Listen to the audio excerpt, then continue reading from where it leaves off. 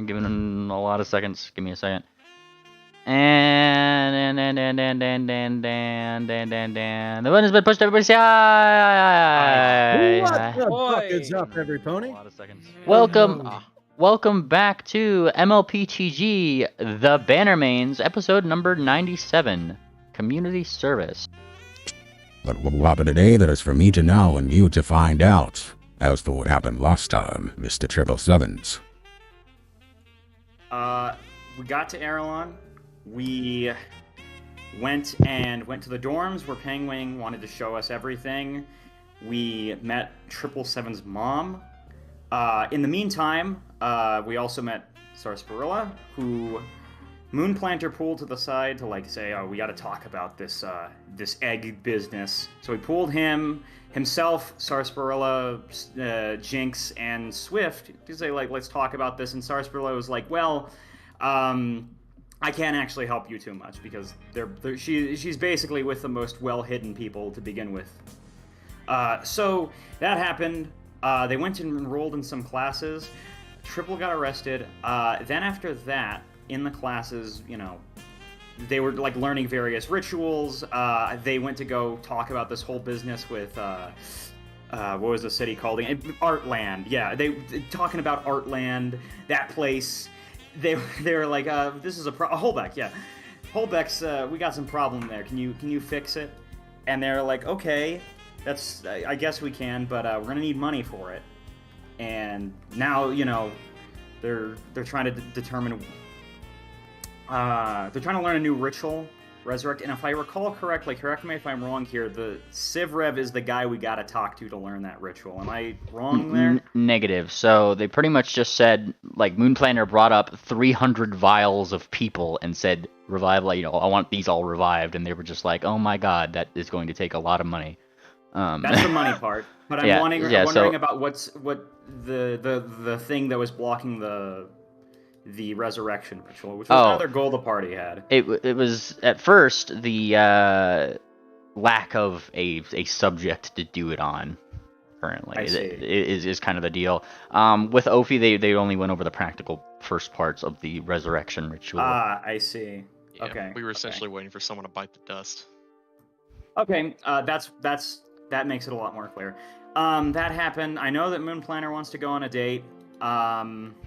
They drank some alcohol that really seemed to be LSD laced, and yeah, I think that's it. The Jews. How did you know about that? You were in prison. This is me out of character. This is 777s and his theater narrator. It's his voice from the heavens. All right. Yeah, not that 777s, not the character, the guy. And that's when we're gonna kick it off with you, Triple. On this wonderful morning, you are awoken by a really loud horn. That kind of horn, pretty much. Reveille. Yeah, and pretty much your dad, Mr. Fourleaf, he walks in. Rise and shine, Dribble! And he opens your cell. He kind of there's a little holding cell that they have you in, pretty much, but he pulled some of those strings to get you one of your own. So you just kind of had your own cell, pretty much. He goes to open it, and then he kind of blinks down. That's funny. I could have swore I locked this. I definitely wouldn't try unlocking that. Oh, fair enough then. I guess it was locked. I was just making an assumption. Yeah, he opens the door that it. He holds it open.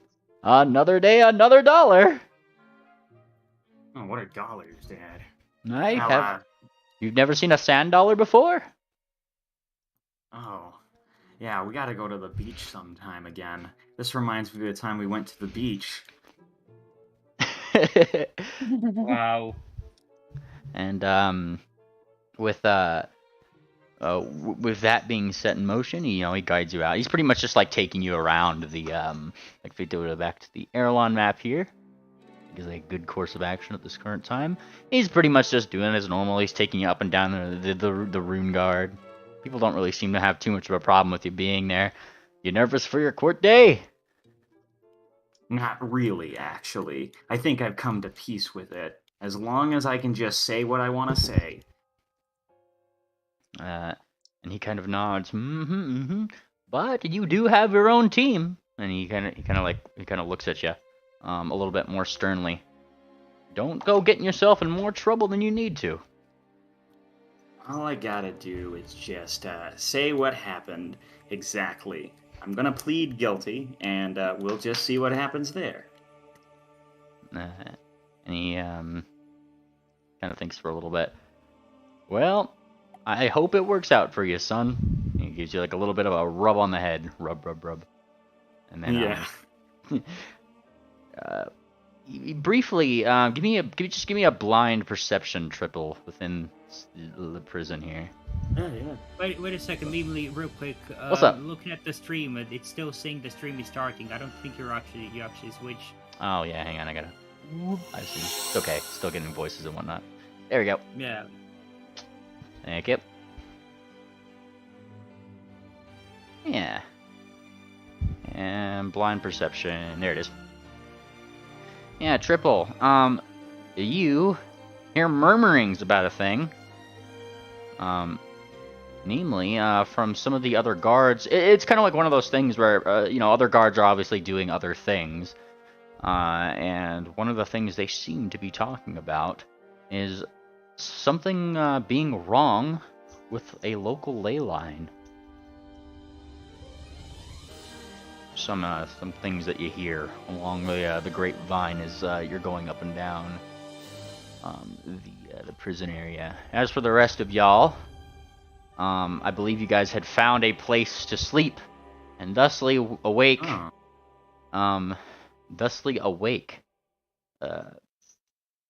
Not juiced out anymore. I would like to think. Oh, me fucking head. Jinx kind of laughs. It was funny. I saw it explode a couple times.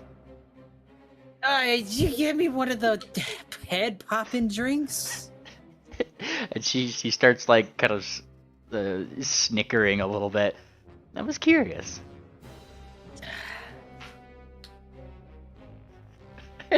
Opie just shakes her head. You know we have to defend a friend in court today, right? He'll be fine. Swift's probably sipping a coffee, recovering. We could always break him out. I think we have to go Something tells me that that's not a good far. idea. Has he contacted any of us to be there for him? He does have his one call today, and like I said last session, his dad can certainly pull strings to get you the one-on-one private time talk. You all need to go see him. All right, probably Ophi. Yeah, I believe Ping and I were probably the. Well, at least I'm the character witness, and Ping is more the actual witness. I am a perfect witness to his character. It's very good. Quibble. I know we've got a lot going on, learning our spells and investigating a murder, but we should probably be there for him. I agree. Yeah, I'll I be there if they let us in. It will allow a max of 3 creatures in. Oh, he's gonna do. max of 3. For like a Sure, private, for a private, like triple, like talk to triple in the prison thing. Oh, you're talking about in the courthouse. Legal counsel. Oh, The well, only one he's actually. Here's the thing. He's gonna allow Tangent and Ophi, but oddly, he's not going to allow another person. Despite that, you would think he'd invite Moonplanter too, but for some reason he's omitting him here. I'm sure right. Moonplanter will get some very good therapy to deal with those hurt feelings later. You'll see what I'm doing later. Alright. Only trust, are they here? yes, I will assume that they have made their way there, unless they explicitly object to me doing so. So, Triple, how you doing, buddy? gonna hug him. Hug him up. The prison food kid get me down. We brought you some snacks. What kind of snacks? Oh, muffins. Man, yeah, that's good. They Yeah, cut he's the gonna. muffins in half before we were allowed to bring them in. Otherwise, they're really good. There's blueberry muffin. There's chocolate muffin. You gotta go with blueberry. It has antioxidants in it. Yeah. Listen. I would have wanted Moon Planter here too, but I don't. I only trust Divine's here with us because I know you guys do confessions. Listen, I told Ophi the whole story, but Ophi, please don't tell anyone else about it. Just only Ophi can know the full story for now. Okay, so I'm not allowed to know? I'll tell you what I'm going to tell the court at least. I did the crime. I cheated on a test. Then I destroyed the orb because you see during the test there were these little orbs spying on us. And I destroyed that orb because it had evidence of me cheating on the test. I will then admit to that crime.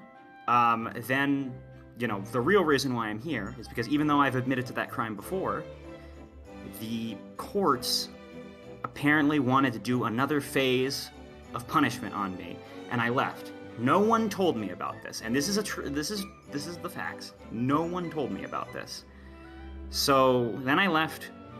And apparently that was a crime. So I'm going to go in there, I'm going to apologize, and I'm going to say I'm ready for whatever that punishment was and whatever extra punishments I need to have for running away. But please go easy on me because I didn't know. Basically that. I did it. I'm guilty. Do whatever you want to me. The one pony that well, not pony really, but the one individual I don't want in there is Penguin. He can't be in that courtroom. We'll make sure to keep him out. Wait, who can't? Penguin. Right. Tangent's like, what kind of test did you cheat on? Academy test? Yeah, it was like an entrance exam. Oh, okay. Do you know what the punishments are? Not really, but they're definitely not as bad as death. Is the only thing I can piece together right now. So anything less than that. He's kind of like thinking about it. I'll tell you a little bit more. I'll tell you what really happened, but I just need to make sure that you guys don't tell anyone else. You'd understand why if you knew. Tangent says, okay. Ophi nods, and that is your choice. But he has given it to Ophi, and actually, yeah, that's pretty much what he's gonna tell them. Pretty much that's his plan. He's gonna admit defeat. He's gonna admit guilt, and just see what happens. And that's his whole testimony. I'm just gonna hand him a clipboard and a pencil and say that he should write down his apology to read out loud to the court. So he can get everything down that he wants to say. And she says, make eye contact. It's very important that you make eye contact. And look humble, but not too humble. Oh, okay. You would have played at the court a bit. And Tangent train him a little bit here. Doctor him up a bit. Yeah, what do we roll for that? I don't know, just kind of like in character, but yeah. I think it's diplomacy. I think that would be diplomacy roll. Yeah, give me a diplomacy roll to see how it's done. Yeah. Okay, not blind, because you need to see the... Oof. Yeah. No, that's good. I rolled kind of shit. Can give him my scores. But yeah, I get the concept. Tangent is not very good at explaining this. It turns out legal mumbo jumbo is not her forte. Everything I know from Better Call Saul. Ophi will step forward and remind you it's worth admitting what you did wrong, but I would draw the line there. Do not take blame for leaving. You did not know that you were going to be punished. Yeah. I'll definitely try to impart that as best as I can. I'm sending you something, Frank. Gotcha.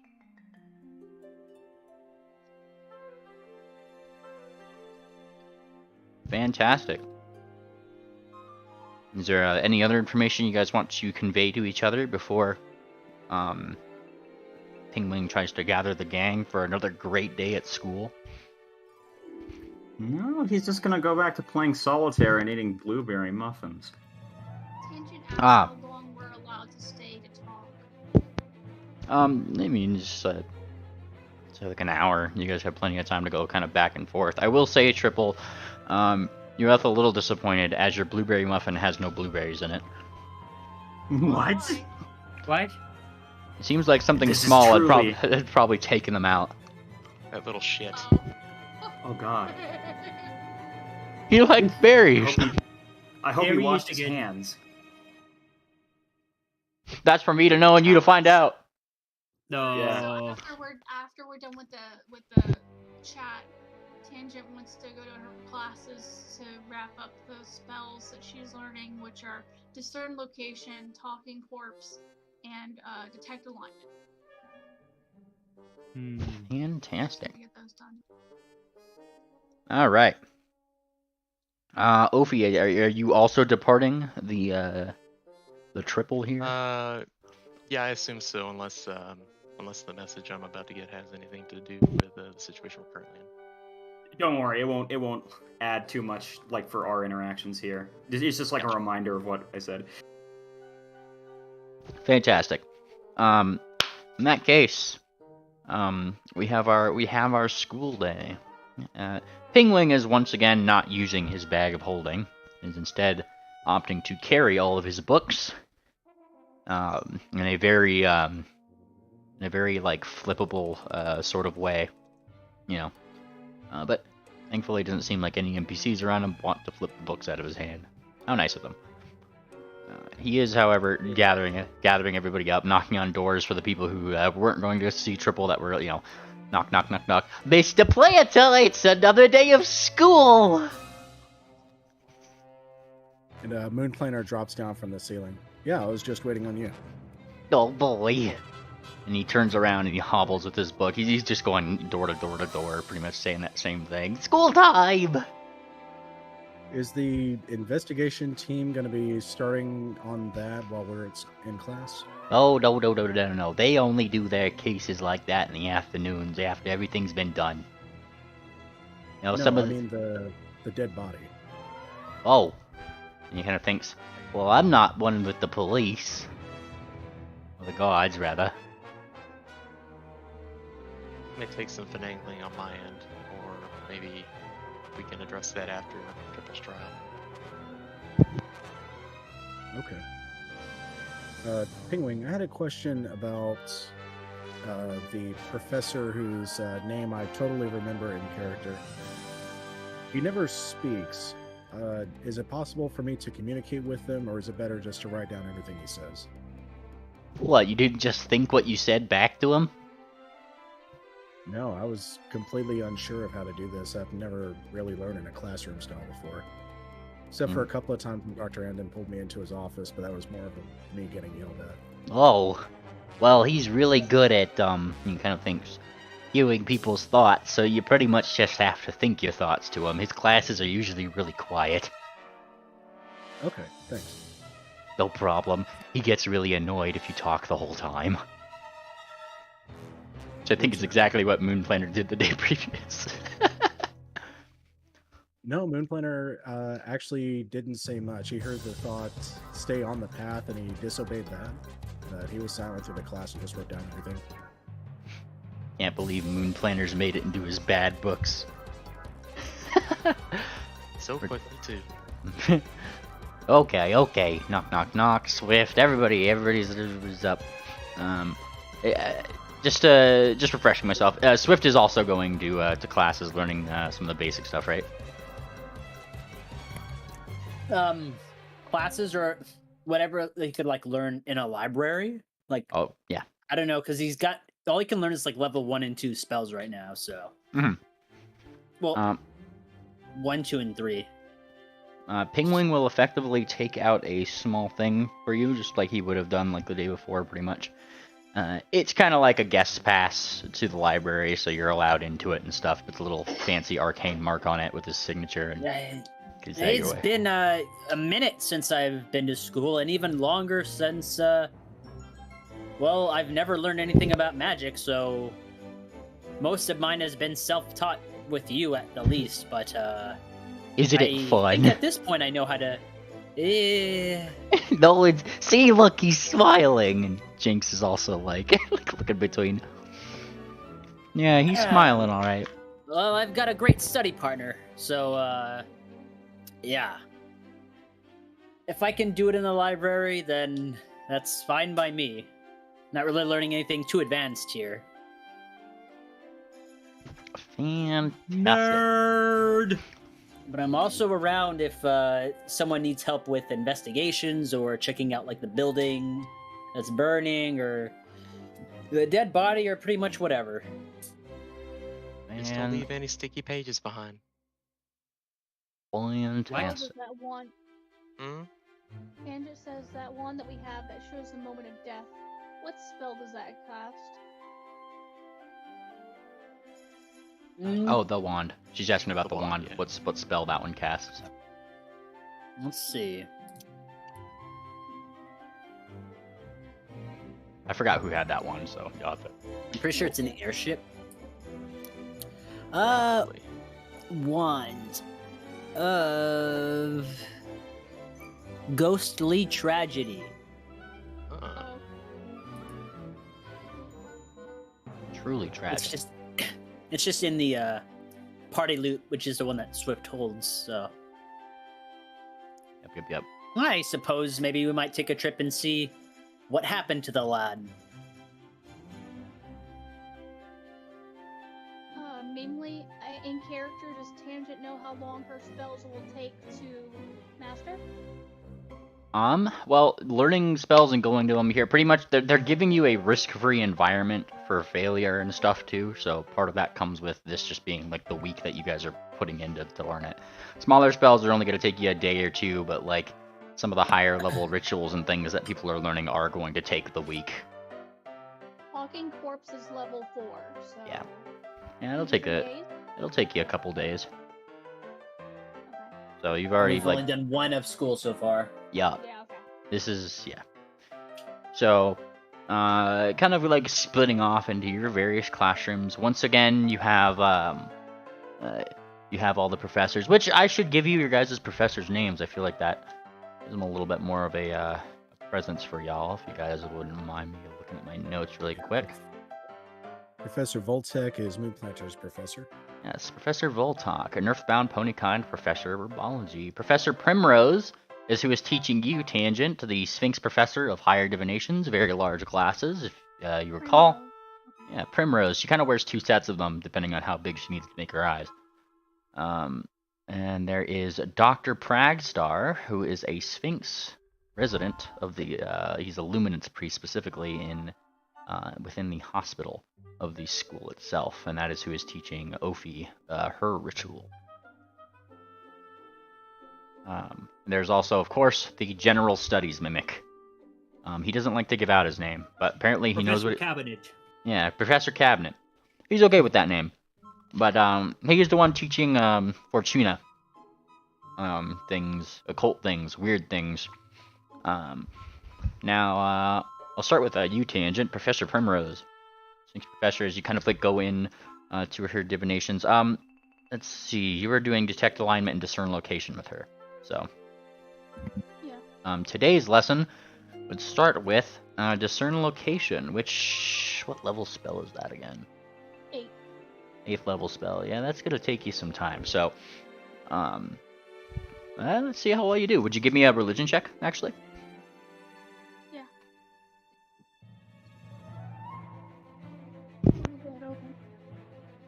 Now, you said spells usually 1 hour per level of the spell. Yeah, but also that's assuming that you have the chance of failure. I rolled kind of shitty. Like here, they don't care how many times you fail. You pay the price of the thing. It just takes longer to learn because a couple times you might fail actually making that roll. Okay. I'm just seeing like how well it's coming to tangent at the moment, which it seems to be pretty understandable. There's a couple things that you actually didn't know involving discern location, namely around some of the things that you might need to do it, some really weird theory that surrounds, universally God for God, like how they actually how you communicate with them. She's pretty much teaching you like all the right questions to be asking. Small things that you need to be doing like on your daily preparations. She's setting you up in that way. It's probably what the majority of your lesson is on that one. Getting you all set up from there. At one point, she actually does have a little bit of a query for you, my dear Tangent. Tangent, my dear.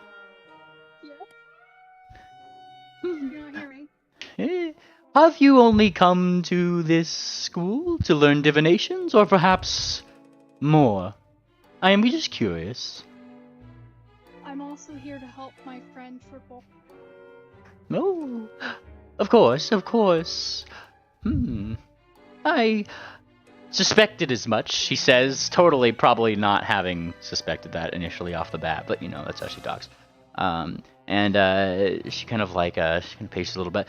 What about in the realms of magic? I am curious. You seem to have a really good grasp on spells of this nature already. Well, I am a cleric. She kind of nods. Curious. I was just wondering if perhaps there was another art you were looking into. I could give a recommendation to your professors based on your learning style. Yes, I would be interested in druid spells, but I don't know any druids. More of the winter druids are out and about these days. Take off to the foggy Feywilds, they typically like the snow, she sighs. In any matter, if you have need of another professor for another school at some point, do give me a ring. I would be more than happy to give them your recommendation. Tangent says I'll keep you in mind for attending. Awesome. And Fortuna. He pretty much taught you sending, no problem. But now, Pingwing is once again, taking the books he needs. He's come to the back of the class just to make sure he keeps the illusion on you, right? And he's like, as this is happening, it turns out that Dr. Cabinet here is this is way too intense for what we're doing right now. Why is incidental playing? Don't need that. Right. Yeah, that was like that got really intense out of nowhere. All right, we're gonna do this one right here. This is a good casual one. All right, Dr. Cabinet. This seems to be he seems to be in a really good mood today. You know what we're learning today? What are we learning today, Professor? And the Cabinet smiles like wooden teeth, like it's like the doors split into this wooden like Monster House. Yes, literally like Monster House. It's like the smile is like that. Oh, terrifying things. I hear you wish to learn a spell of that nature. Yes, indeed, I do. Let's hot dogs. Let's begin. And his eyes flick up to Pingwing, who looks up, and he suddenly looks a lot more nervous. I am not a willing participant to this study. Oh, what a shame. Come on, Penguin, just a nibble. No. Okay, what do we use as a test subject then? And that's when he kind of waves I guess a door handle or something, whatever he uses to wave for how a cabinet would wave, right? And that's when you see a few illusory bunnies start hopping around the room. Oh, they're so cute. Look at them.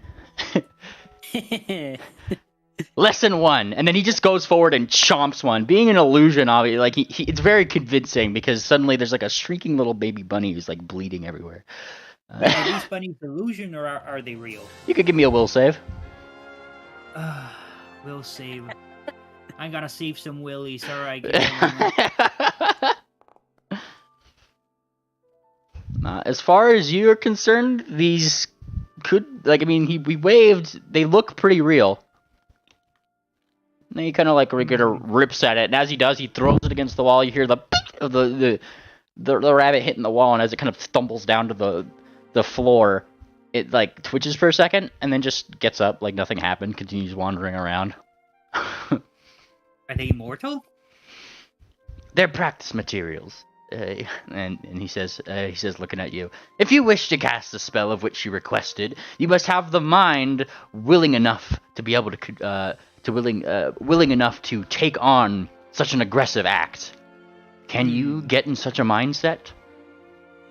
Well, one time somebody tried to steal a coin on me, and I almost killed them. Use that anger and bite the bunny. It's pretty much like it's like occult teachers are just teaching really weird shit apparently. Give me your occultism check. We'll see how well you're picking up today's. Yeah. Bite the bunny. How is she gonna bite the bunny? Ooh. Apparently, really fucking good. Fortuna, you summon the inner anger of Coin Rage. Flipping some switches, trying your best to like flipping mimic some switches. Yeah, flipping switches, being angry, combinations of however you would like Fortuna to be able to cast spells. And all like you're starting to get the hang of it. Like you could actually start forming like the weird mouth thing that he does, in order to actually like accomplish the thing. The blood part is coming along, but it takes you till like the end of that school day before you finally get it down. How does Fortuna's blood feast look, Anon? Well, I mean, this is Mayor Fortuna, so it looks like just right. Regular thing. But I guess in the automaton form, it's just her head is actually splitting open. You see all the internals and they just close on somebody, and the internals of her, her internal components pretty much just shred everything. So like Five Nights at Freddy's. Yeah, pretty much Five Nights at Freddy's, but I don't like FNAF. But I guess at this point we gotta fucking roll with it. Yeah, it's kind of like Five Nights at Freddy's. All right, Anon likes Five Nights at Freddy's. I don't fuck you. No, I don't like it. Is that what Madame Fortuna's based on? No, Bye. Shut up. Shit! No way, Anon. You should have told us. What? We're waiting every night. Animatronics, wow. 5 nights at Tuna's. Let's go. All right. Anyway, Mr. Mimic Professor, I love this new module. Thank you. And he nods. Yes, module. And he kind of looks. Oh, it's just a way it's how I say when I learn spells. Fair enough. I call mine shelves. And then he opens himself. And there's shelves in there, but there's not really shelves in there. He opens himself up, and you see a big fucking tongue that's just slapping shelves in the inside. Hang on a second. I'm a mimic. Gotta give a deception check for that. Go for it.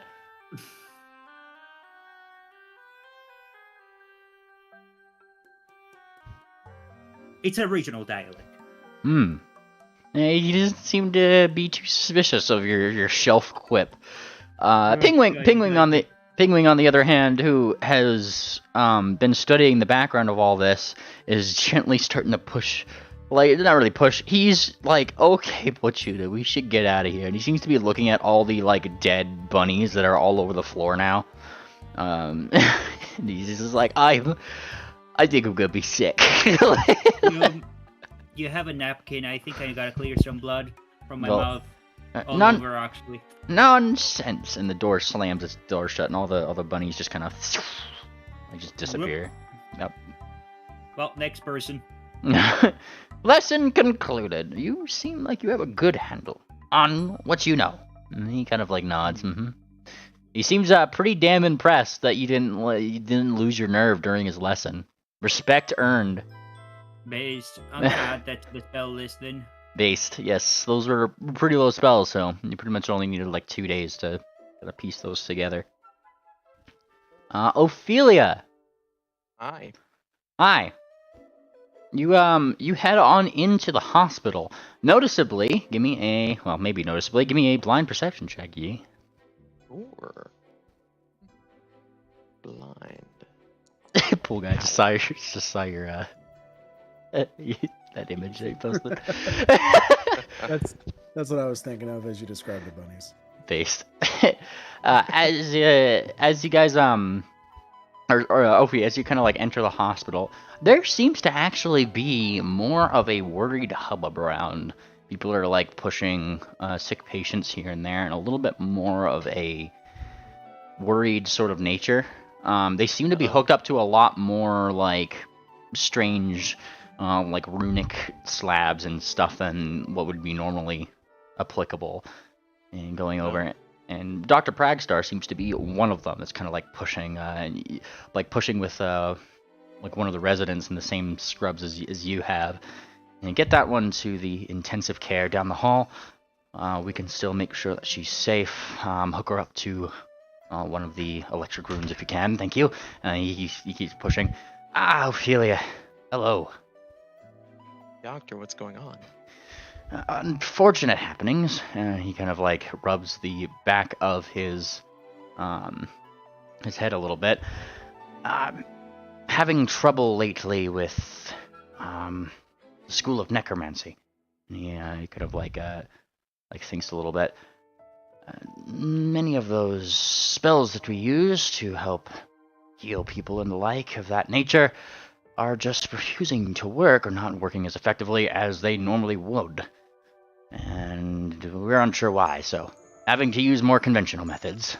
And he gestures to his healer's kit, which he probably has on his person. It's times like these when I wish Amden were here. Well, it's a good thing I haven't finished my retraining lessons. I can possibly help out with that as well.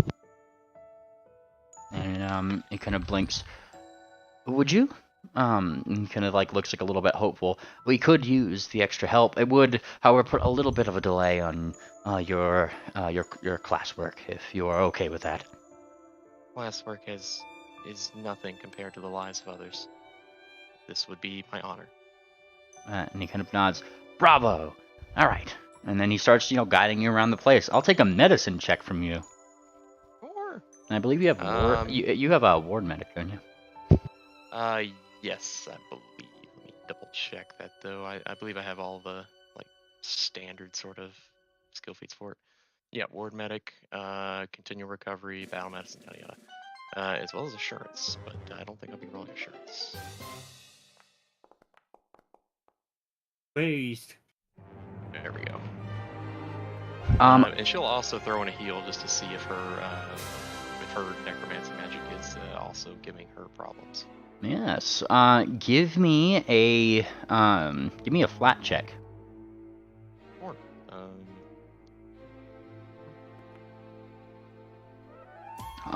As you go to try to cast your spell, you do so with difficulty. You beat the flat check, and you are able to get the spell off, but it's pretty much like the kind of difficulty you wouldn't assume most commoners to be able to really like pull off. It's pretty hard to actually summon that energy that you need to be able to do it. Something in the air just feels like it's off. Yeah. Well, that's not good.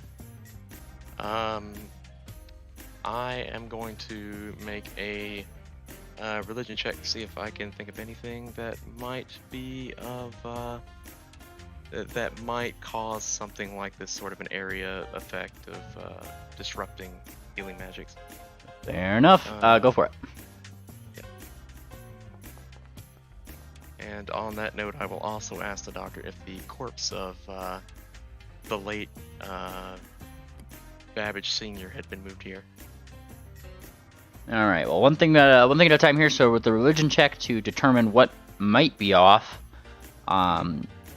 Given that you aren't able to really summon that normal energy that you pull down to it, something is kind of like severing a little bit of that the energy part of your connection to the divine, less so than your spiritual one.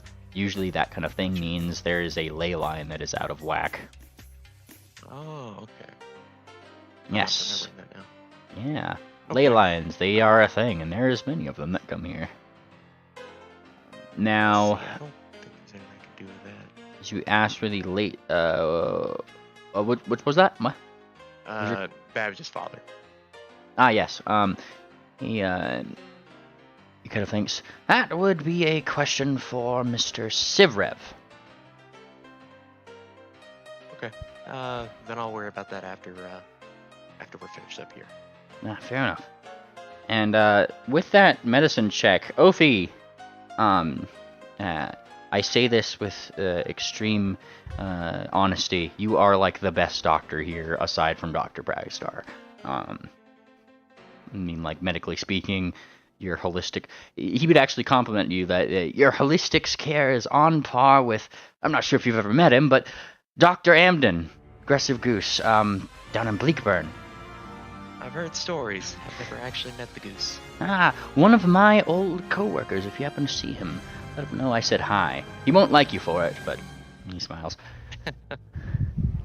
I'll be sure to then.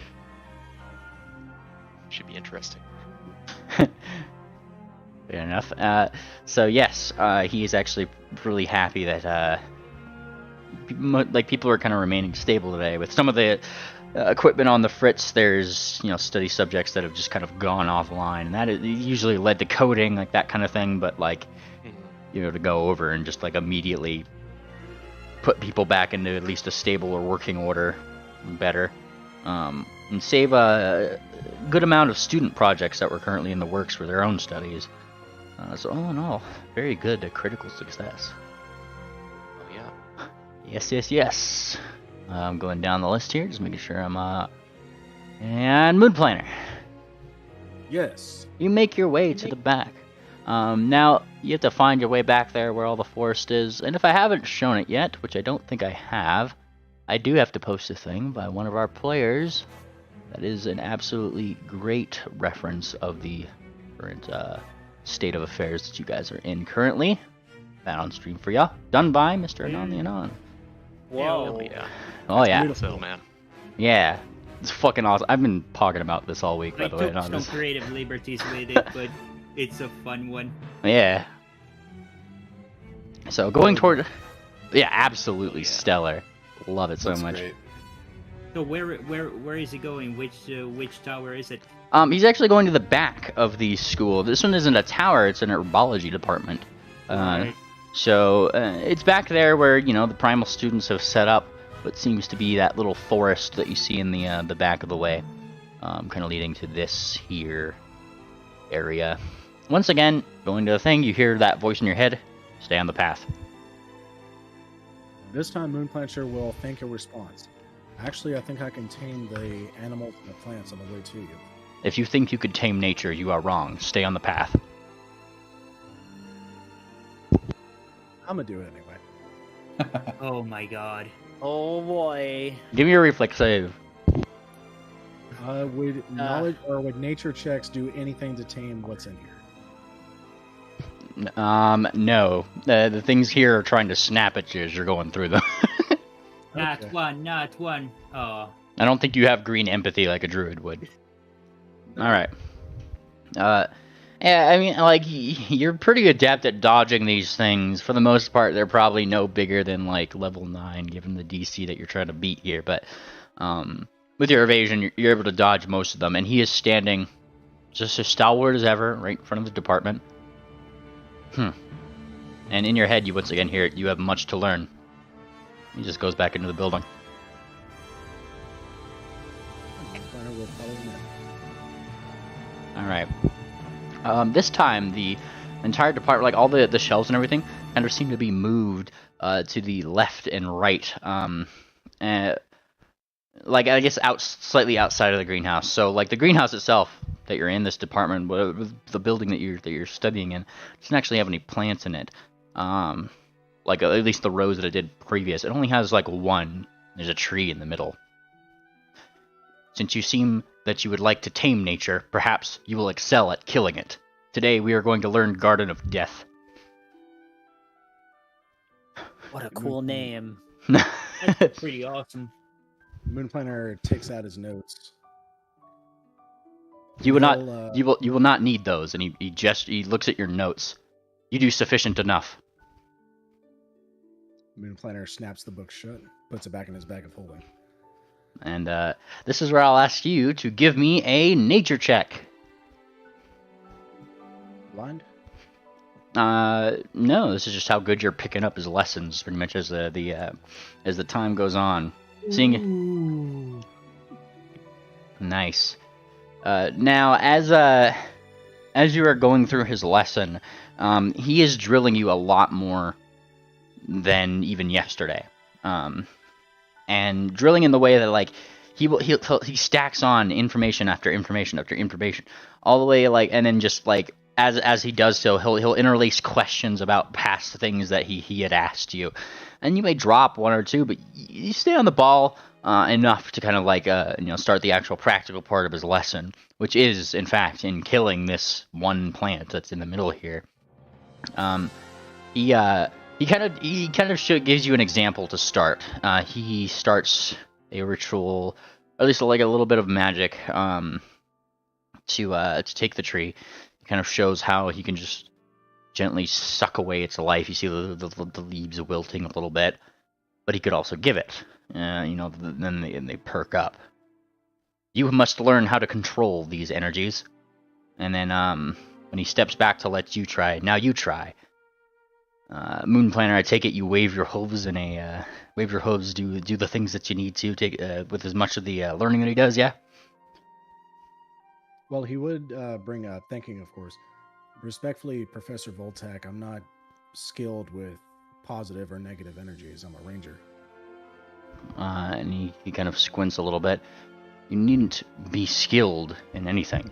You must connect yourself to the energies of nature itself. And he kind of squints. You had just told me that you were good with nature. I expect you to be good with nature. And he steps back. He steps back just to thing. And he's just like waiting for you to try it. Try your hand at the at a practical example here. Then Moonplanter will take the soil around the plant that he's supposed to kill. He'll spit into it to make mud and like wipe it on his face.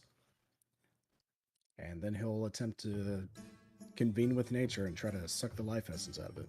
Nice. And that's where I'm using that check there, as you try to like suck some life out of it. Yeah, you do. In fact, Mr. Planner, during this lesson here, you gain 5 temporary HP as you start sucking the life out of this here plant. Though you can't stop it once it started. And eventually the entire tree just starts to die. And Mr. Voltac is just standing there behind. Still, much to learn. I had a character mainly. Garden of Death is about collecting poisonous plants and animals to a location. Oh, yeah, that's right. Is this part of that ritual, or am I kind of learning something different? He's teaching you a part of the ritual, which is, mainly trying to get you to connect to nature, less so than positive and negative energy planes. Awesome.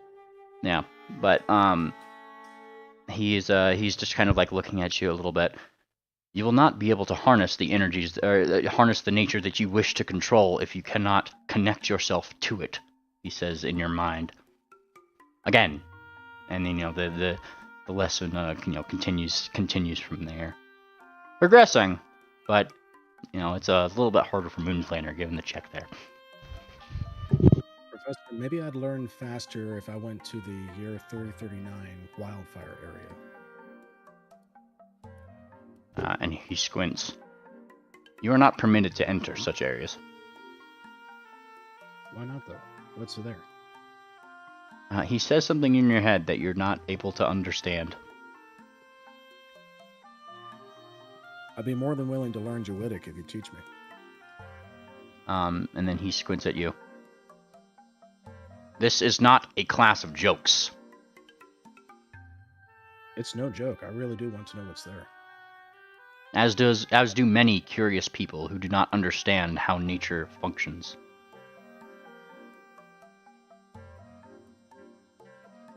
Well, as a ranger, I spend a great deal of time with nature.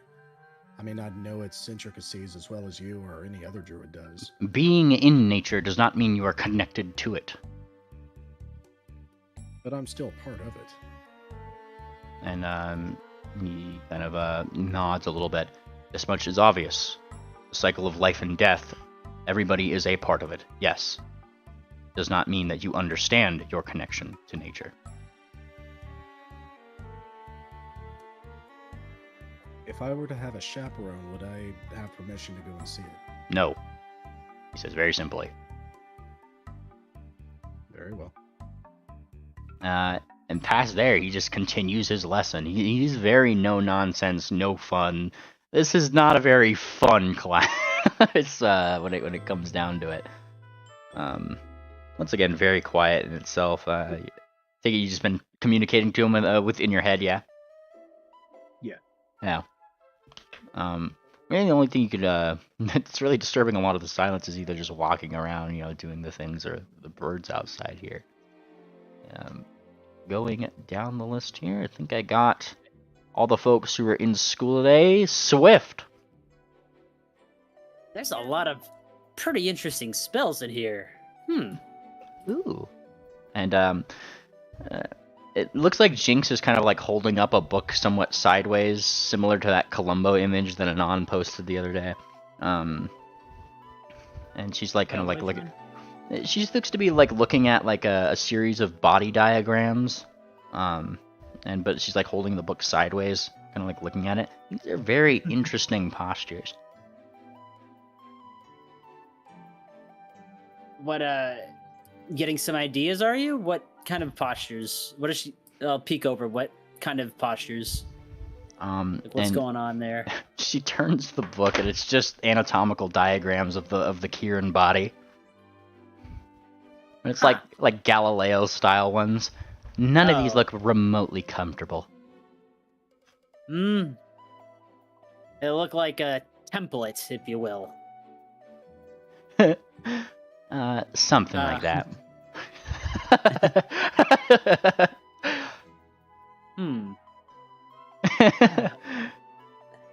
Let's see, I'm kind of looking around. There's Sudden Bolt looks, I can't click these and link them, but this, he's gonna, well, is he able to, first off, am I able to find like uncommon books that just have uncommon spells or at least references to them at that level 1 through 3? I would say cantrips on level 1. Okay. Just because it's like a library, and it's kind of just like piecing together knowledge, like, right, like this is fire, and use fire in a different way, right? Like it's simple stuff like that. Past there, past there, you might need to go get either like help from somebody who knows a little bit more what they're doing, or in the school. I may just have to take a day with the professor. Some of these look like they could make a show, even more of a show. I'd love a show. And she smiles a little bit. Give me your Arcana roll for today, just picking up spells and seeing what you could figure out. Well, I put on the best of them.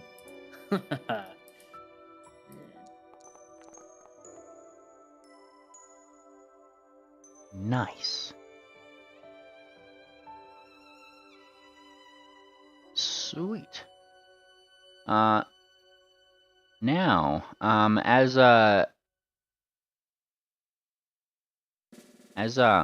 see. Just double checking here.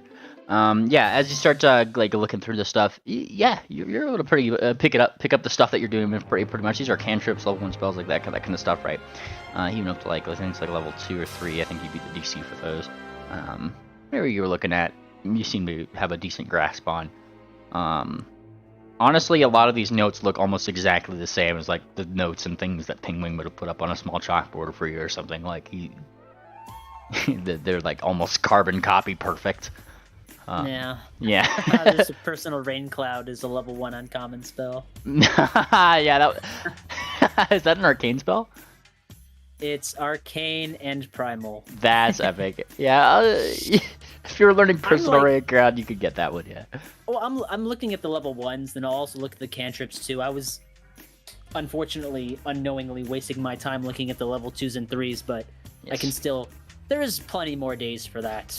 Reminder: adding spells to your book, especially if you're just doing it in the library here. Whenever you learn a spell, you are still expending a gold amount for it, so make sure you're tracking. Yeah, I know. Okay. It's gold. It's like not a lot of gold, but I know it's still gold. Yes.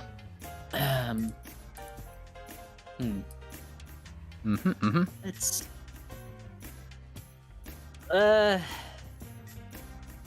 yeah. I don't have much here. But maybe we could if you'd like, maybe we could take a study break and go try seeing that pony they were talking about, that dead one. We have a nifty little wand here that kind of shows what was going on before they died, if it's any interest to you. God, please, it's so boring in here. Then let's go. All right. And he'll emphatically close his book, and then he'll, of course, put it away. And then, yeah. Yeah, putting the book away. Folks are starting to, come out of school, and that's when you guys, coincidentally enough, find Bellhop on the case. Yo. Hey, yo. Speaking of bodies, Bellhop. Oh, speaking of bodies, oh, your Boy Scouts are back. Why not? Yeah. The body. We're analyzing this dead body. Yes. Aye, we've got the wand ready to see just what happened, if any foul play occurred before its death. So you caught me in the middle of...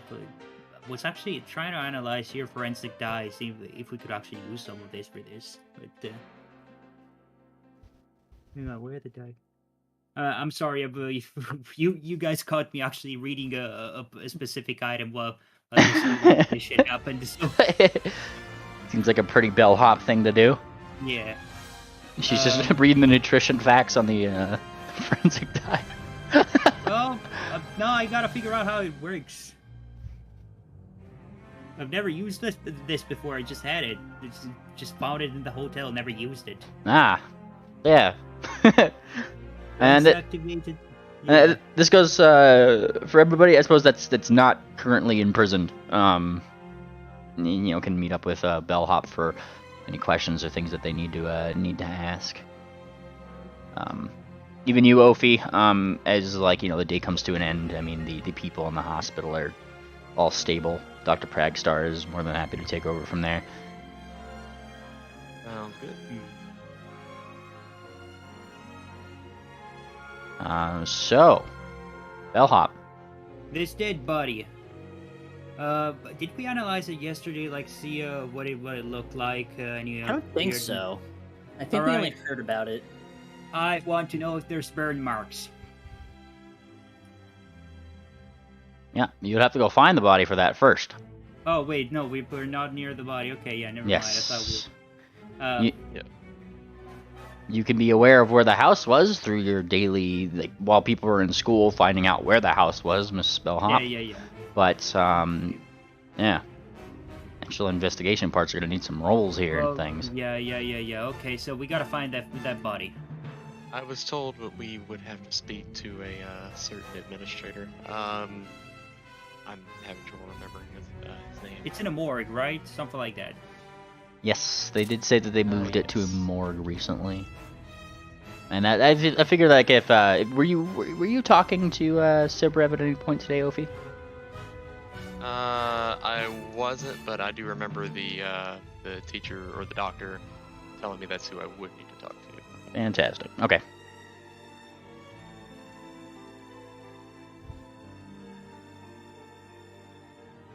Well, it's your guys' adventure, yeah.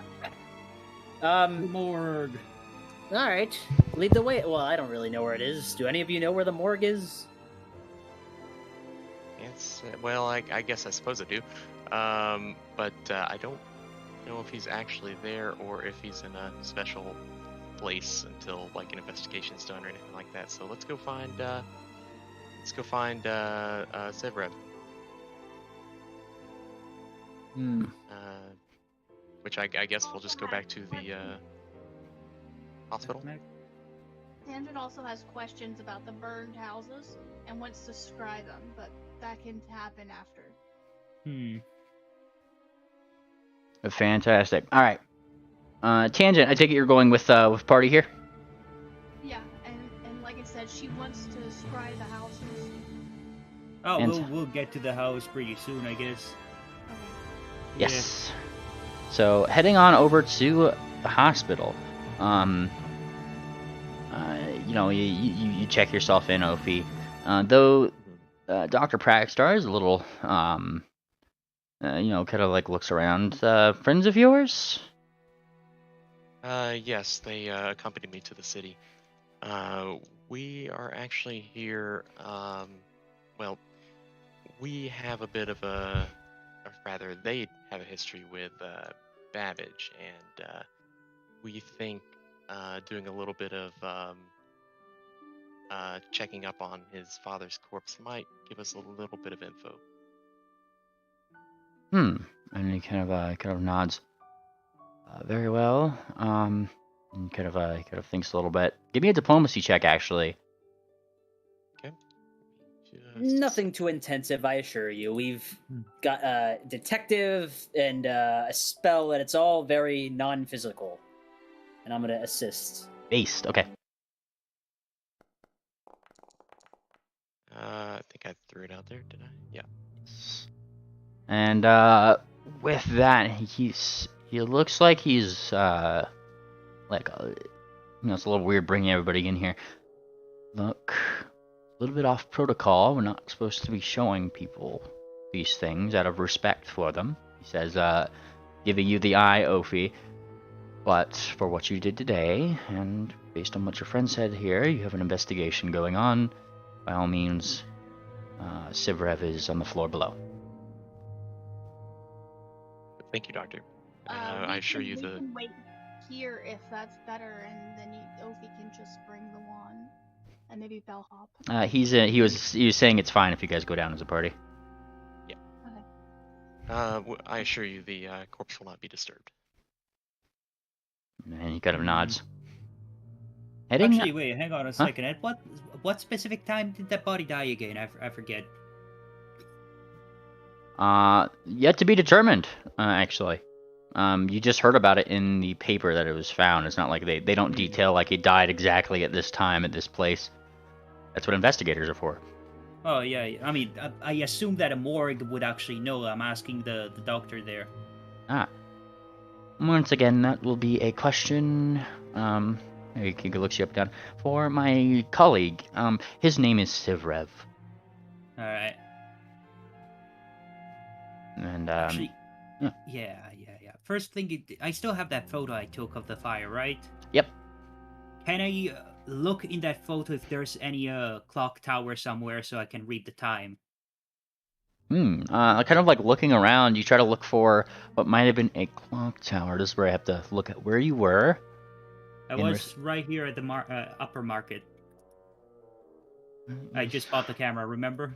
Yes. This would be, actually in the let me think. I just gotta think of really quick. This would be about noon, and your time marker would actually just be the sun in the sky. Alright. In the picture. I'm gonna note this down. Yes.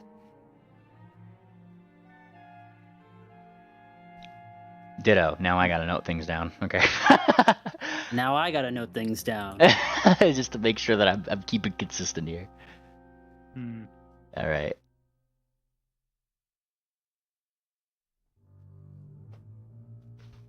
All right.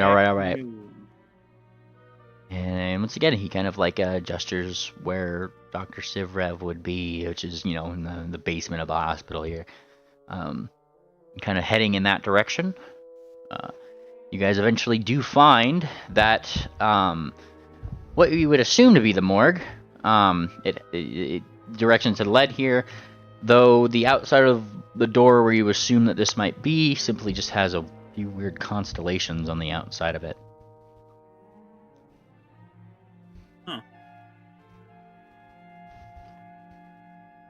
Opie will move forward and call out for the for Sidrep. You hit up the door, knock on it, and call out for Sivrev. And the door kind of like opens. What do you want?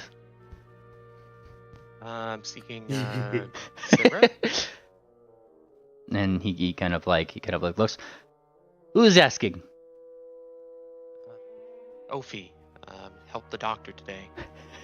We were hoping to see a certain newly arrived cadaver. And he seems to like look upwards for a second. Ah, of course. And then he opens the door. Thank you. And inside is kind of like some. It's stainless steel, like kind of like chromatic looking covers. There's all the doors kind of like in the wall, and it is cold in here. He doesn't look too perturbed by it.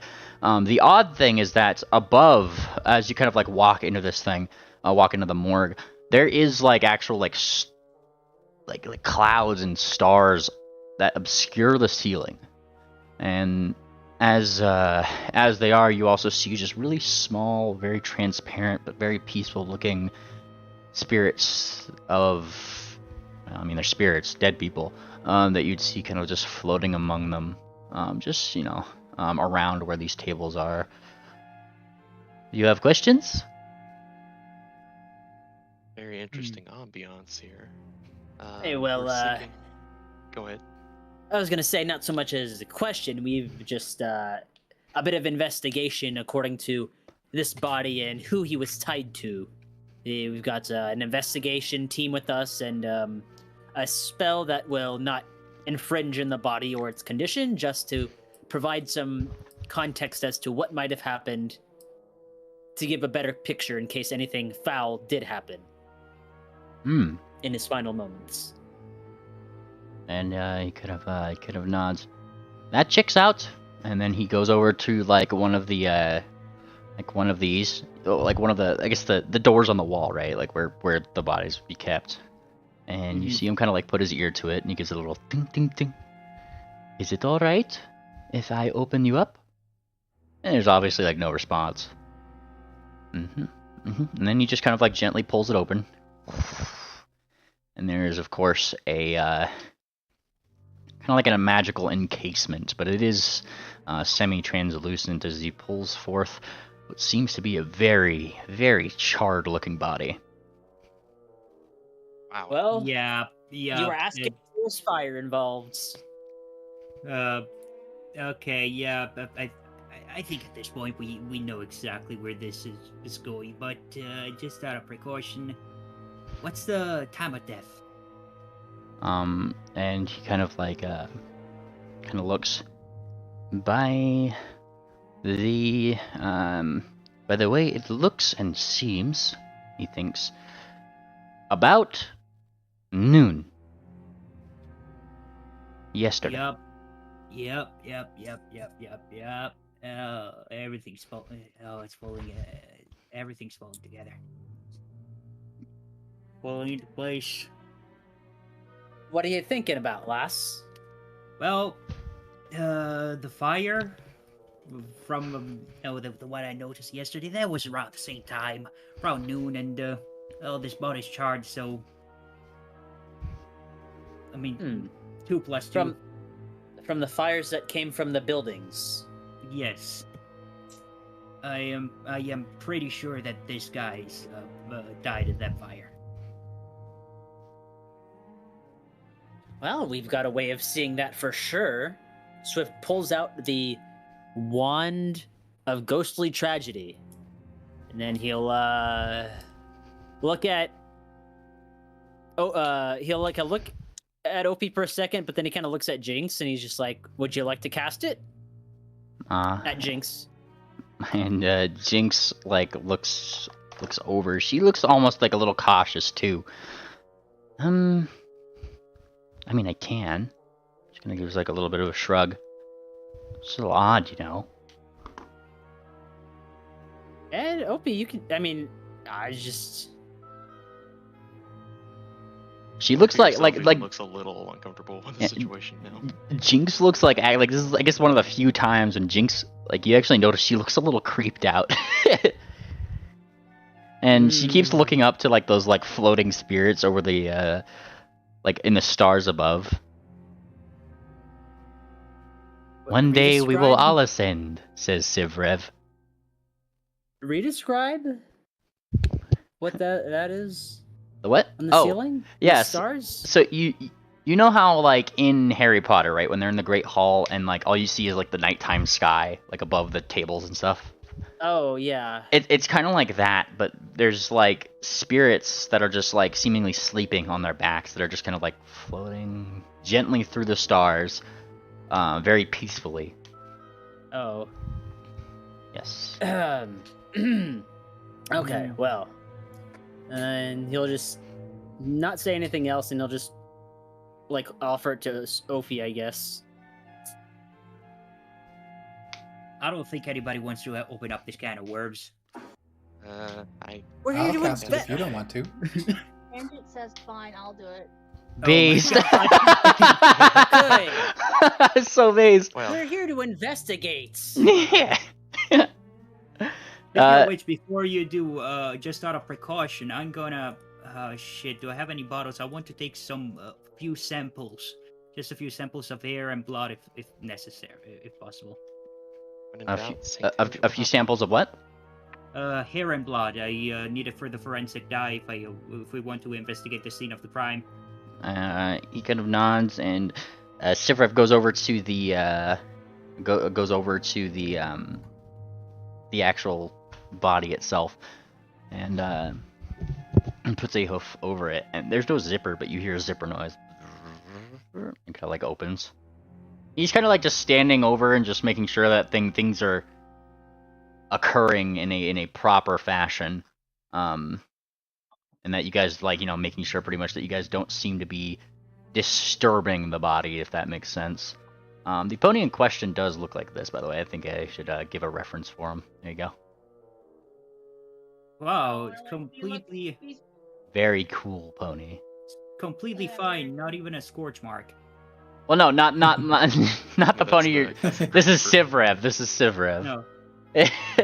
No, the pony that you're looking at, it's like they're damn near like you're recognizable. They're barbecue. Yeah, but you managed to find like a few like hairs, maybe some like coagulated blood and that kind of thing. Now, as you kind of take this. As you kind of take this and like Tangent, you get the wand. The rest of you guys kind of like in the back watching this. You see that one of the spirits up in the ceiling twitches a little bit. Twitch, like as like Bellhop takes like a sample of some of the body here. Yeah, I'm just you know what, Tangent? Now you do your thing. I'm just gonna step the hell away from this. I'm not fucking with no ghosts. Yeah, that's some risky business, but let me know if you find anything. Why is everyone so scared? Tangent says we all die. Aren't you a ghost hunter? What? Oh. Aren't you a ghost hunter? Don't you fuck with ghosts all the time? Wait, who? Me?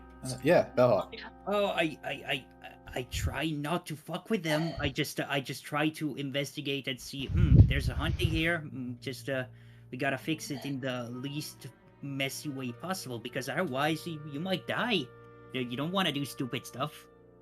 I don't know if what my DC would even be, but that was basically like a will throw, because Swift is trying to remain composed and then also just like show like he's not scared. We'll say it's like, yeah, I got a 29. If I feel it's enough to stay your nerves. None of these things are emitting an aura. if it is a success, then it would be a crit success. So then he's just like looking very like, come on, this is our jobs. It's just part of the job. Mainly, what do I roll for the wand? You don't need to roll for the wand. It is a divine spell, Tangent. It's nothing like the well, I guess you weren't here for that, but we were in a haunted house one time. That was a much more scary thing than this. Well, when everyone quiets down, she's gotta cast the spell. Now, this was. Yeah, could you roll this one more time, just so I could double check something on the spell? What is it? Ghostly Tragedy? I'm trying to find it in my spell list. Yeah, well, that's what I'm saying. So whoever has that wand, roll it. I don't know where it was. Oh, and he'll impart his confidence into the rest of the party. Based. Confidence imparted. With no cause for alarm.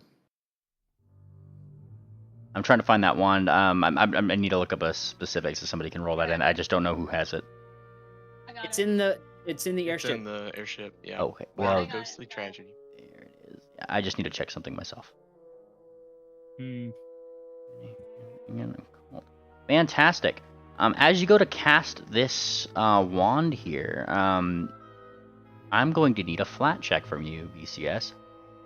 A D20. Right, what's a flat check? A D20. Just D20. Yes. Let's fucking go. Okay. Ooh, that's pretty good. And you bibbity boppity boo that wand, getting the spell out, though, in the same way as Ophi, feeling that necromantic energy, somewhat hard to cast. You too feel this coming from this divination wand. And but you do cast get the spell out here. I'm just double checking the reenactment plays out the final 9 minutes leading up to death or a victim. And the minute Bobbity dabbity. I cast Ghostly Tragedy. Fantastic. So you cast Ghostly Tragedy. And this is where it is immediately apparent that you guys know who this is. As the Ghostly Tragedy kind of like replays itself, that spirit from above you guys, that was like gently twitching as Bellhop took that sample, it starts to float down and then reform itself into a familiar face, the very guy that you guys had turned away back to. I guess not sure, I can't recall who all just saw that guy. I think it might have just been Triple, but out of character, it is a small portly sphinx. I guess just a portly sphinx in itself, a little bit shorter than most. He looks really confused. For most of that 9 minutes, he is simply in his house. He seems to be sitting down and turning over some books, and you hear him talking as his ghostly form is there. It's odd.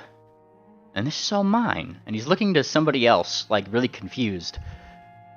I didn't know I owned a house.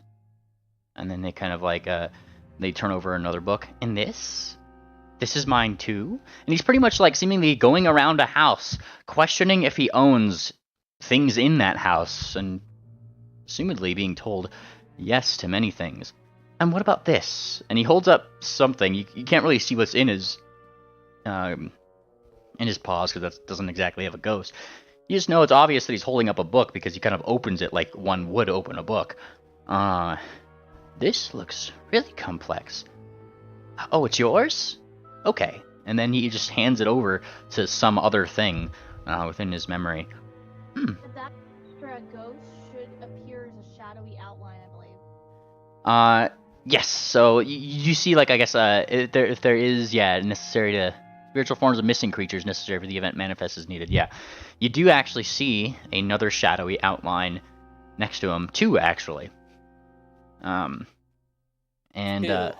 Yes, two of them. Two shadowy outlines as the book in this book, I guess, is handed over to the taller one of the two. Here you are. Guess I won't need it. Anything about the book at all?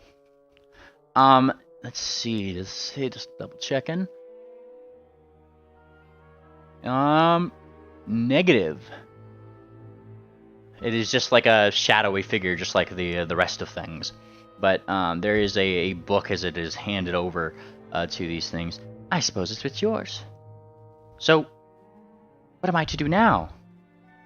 And there's probably like a unrecognizable garble, like that kind of thing. Sit down. Okay. And he does so. And then he kind of turns back to his desk. He looks all sorts of calm. And then there is a brief leaving of those two shadowy figures. They kind of like leave the scene.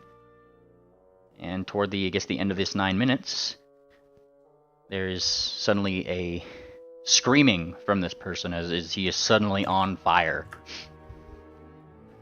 Like yelling. Like spontaneous combustion? It kind of would look like that, right? Like the other figures they left, and then suddenly it's just like this guy just catches on fire, and he starts screaming and writhing on the ground, onto his back, like ah ah ah, like yelling and screaming until eventually he kind of goes still, and you could see like that shadowy flame start to spread to other parts of presumably this room that he's in for the 1 minute after his death, as it starts to go to other parts of that theoretical room that he's in. And eventually, as this vision comes to an end, he remains laying there, then slowly floats back up to the starry ceiling. For fuck's sake. Well, who would do such a thing? only one way to find it out.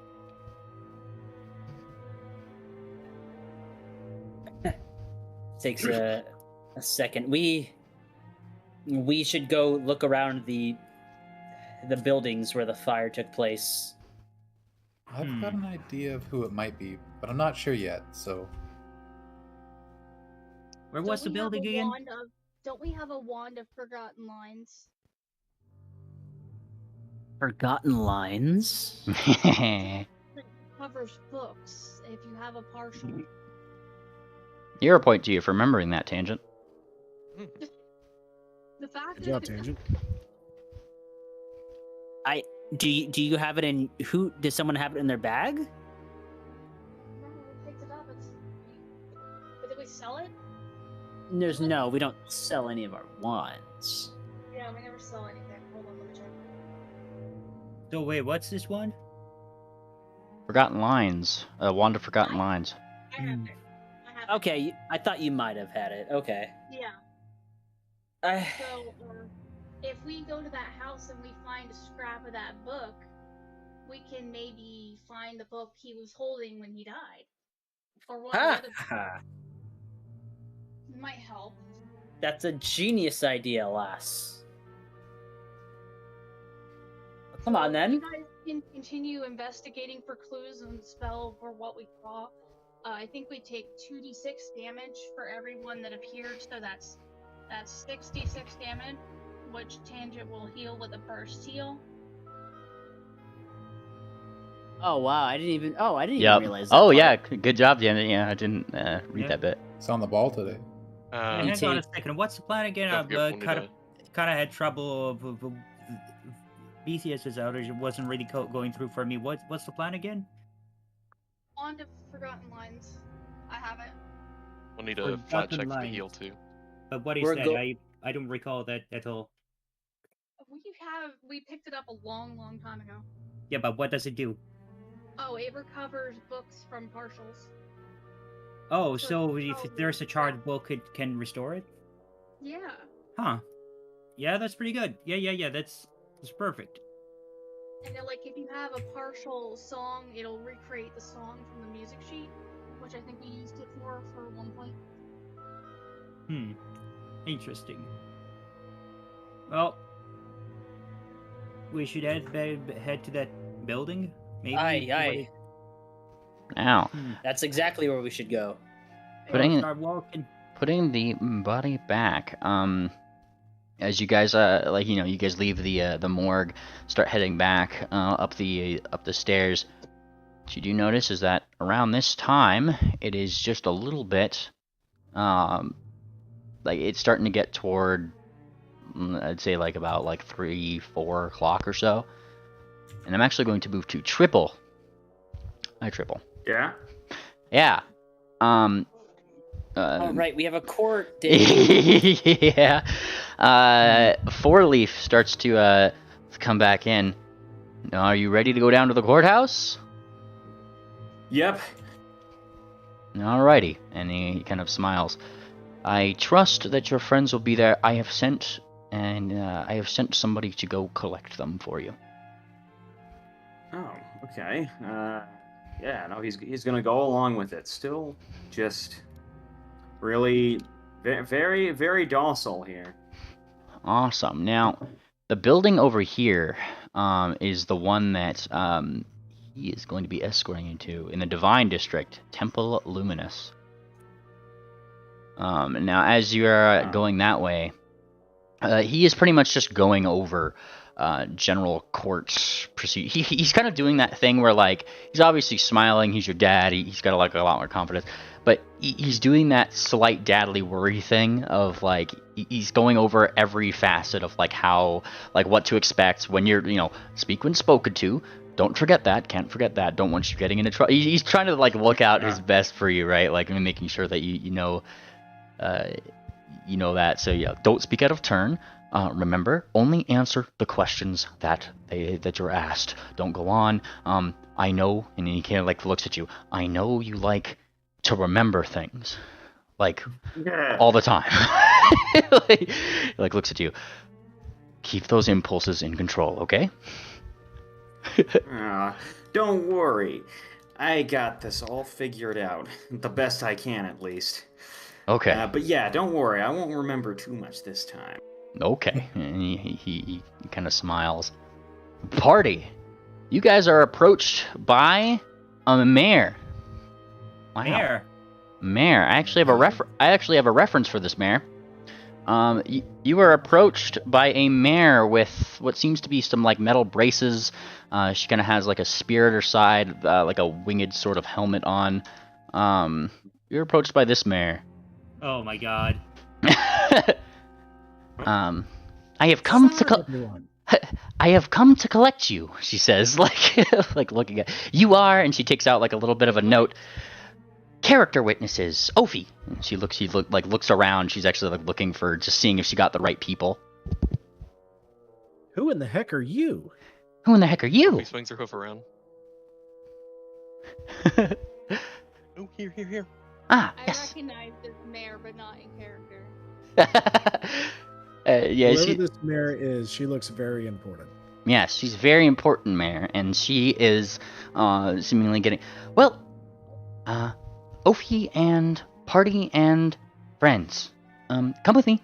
And she turns around. Up, 2, 3, 4. Up, 2. Then she's kind of like doing little counts in her head. She's also taking you in the direction of Temple Luminance a little bit, but she's generally just like looking back and forth and like nodding to random folks that she sees. Commenting on just how good it is to be a guard today. She's in a very good mood. You're a guard, right? Have you heard about the fires? Mm-hmm. And she kind of like looks back. Fires? I have heard about a fire. Yeah, do you know how my fart spread? Did the gossip cover that? Did it like getting and joining houses? Or... I don't know much about fires. All I know is that they spread at 60 feet a second. Well, that's actually very useful. Thank you. 60 feet a second? 60 feet a second. That doesn't sound right. 60 feet a second. That doesn't sound right at all, but... Jinx, did you slip me more alcohol? And she looks up. No? But she looks like she's unsure. Like, man, she's experiencing this too. Ma'am, guard, is your voice okay? It sounds like it's deep, but it's high pitched for some reason. Up, 2, 3, 4. Up, 2, 3. She turns around. Oh, okay. Just ignore me. She turns around. She continues going, and eventually, Triple. Yeah. Somewhere near this temple, you would see a guard escorting your party and friends up to you. Mr. Fourleaf, sir! She, like, gives, like, a little salute. I have brought the requested ponies. She, like, looks around. That's good. That's good. These are all your friends, right, Triple? Yeah, who's here right now? Like pretty much the whole party. Everyone. Yeah, everyone. everybody. Okay. Alright, that's What about fine. That's Penguin? fine. Penguin wasn't with us, right? I would specifically request Penguin to not be here with us. He's with Fortuna anyway. He has to start wrangle Fortuna, so that's the excuse. Is Fortuna like literally like doing that thing where she's stalling Penguin, so he doesn't? Oh, I mean, she really wants to see that occult district. I don't think they visited it yet, so. Fair enough. There's the chance. There's the chance. Now, so long as you guys were making a good case to Penguin, like the people who were talking to him about this specifically, it seemed like he really, really wanted to be there. I have to be there. It's Triple. This is a whole thing. It'd be like his whole source of discussion. He did only tell Ophi, I will say. Yeah, Ophi will just tell him that. Look, this is very delicate, and I think it might look weird if you're there too, because of your attachment. You know what I mean? He looks a little bit miffed, but I took so many notes that could help him. And he looks all like a little sad now, but are you sure he doesn't need my help? I'm sure. I think Duck needs your help more than he does right now. Oh. I still can't find her. And he kind of like scratches his head. A little weird. I'm starting to get a little worried. You may want to go look for her. Okay. What she can get up to when she's left on her own. Yo, maybe she went to that occult district, Fortuna. Maybe we'll go look there. Occult district, you say? And she kind of like nods. That's the one. It's really weird. Occult district. Yes. Give me a sense motive, Madame Fortuna. Occult district. Not there, but maybe Penguin could notify the guards to keep an eye out for Duck. Where's sense motive? Hang on a second. Perhaps, Tangent. Wait, is Duck missing? Circumstantially. How do I sense motive again? Blind perception. Oh.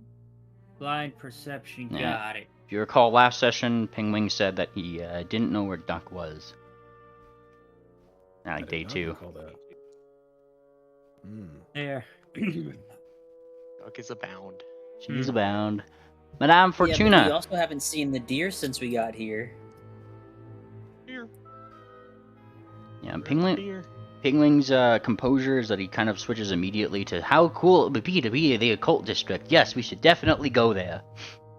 He switches in 1 second. Pretty much, yeah. Is something wrong, Penguin? No.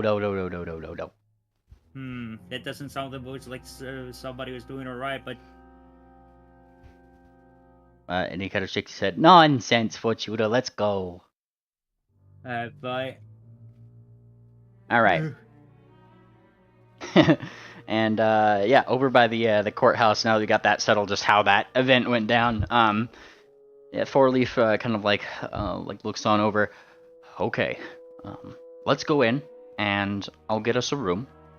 And, we wait until, and he looks toward the other guard.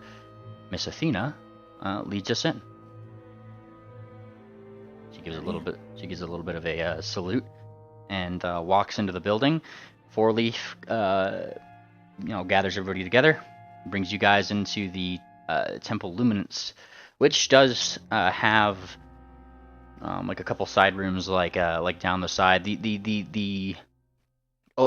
There's definitely like a bigger part of this temple. It's just the first part of it is more like administrative. So you have your secretaries. It seems to be a huge library up front that, as you guys enter the building, goes up hundreds of feet. Definitely not in the building specifications, from the outside, but yeah, going in, there is literally ladders that go all the way up, like, and you guys actually see like dragons, really small ones, luminance dragons actually, going to and fro above the ceiling, putting books here and there. There's a lot of luminance dragons in here that are seemingly organizing books floating around, like that kind of stuff in this first part of the like little part of the building. Four Leaf kind of takes you to the side though, as if this is perfectly normal for him, and brings you guys into a smaller room. I will be on the outside. Discuss what you will. I will knock on the door as soon as Athena is back. Thank you, sir. And once this is all done, I need to speak to you about Babbage. He gives a curt nod.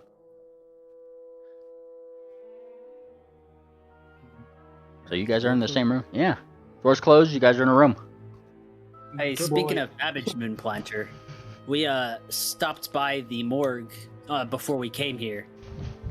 We used that wand of ghostly tragedies to see what might have happened to his father in his last moments, and he was, first off, we found the body burned to a crisp, but we found that it was not an accidental fire.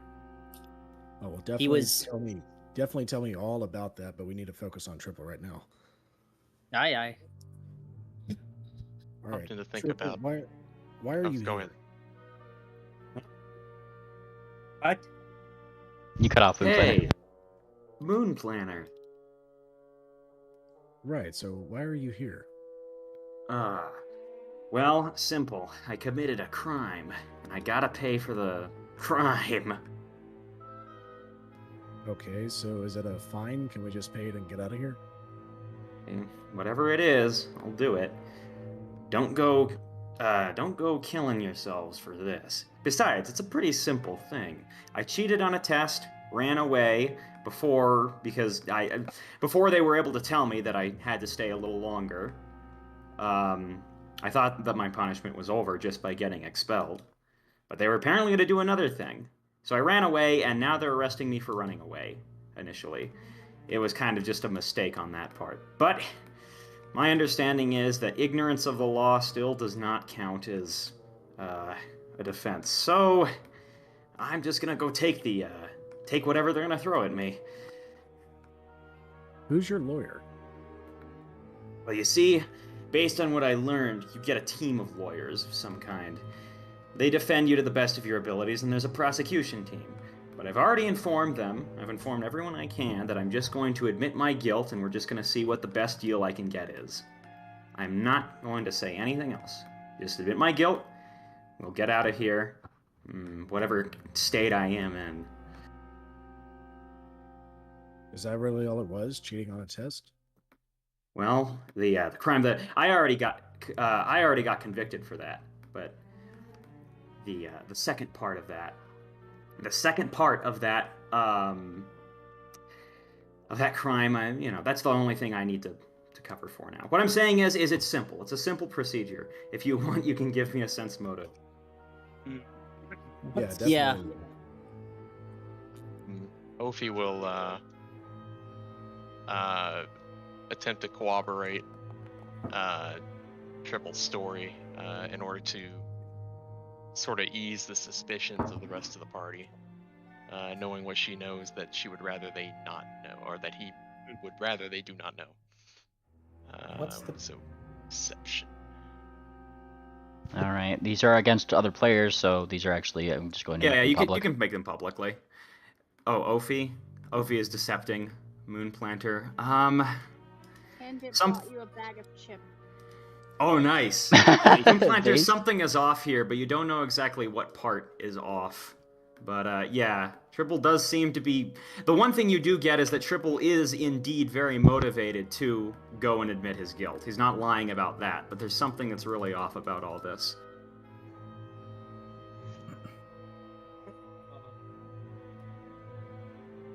I equal parts surprised and proud of you for not breaking out overnight and staying here to face this.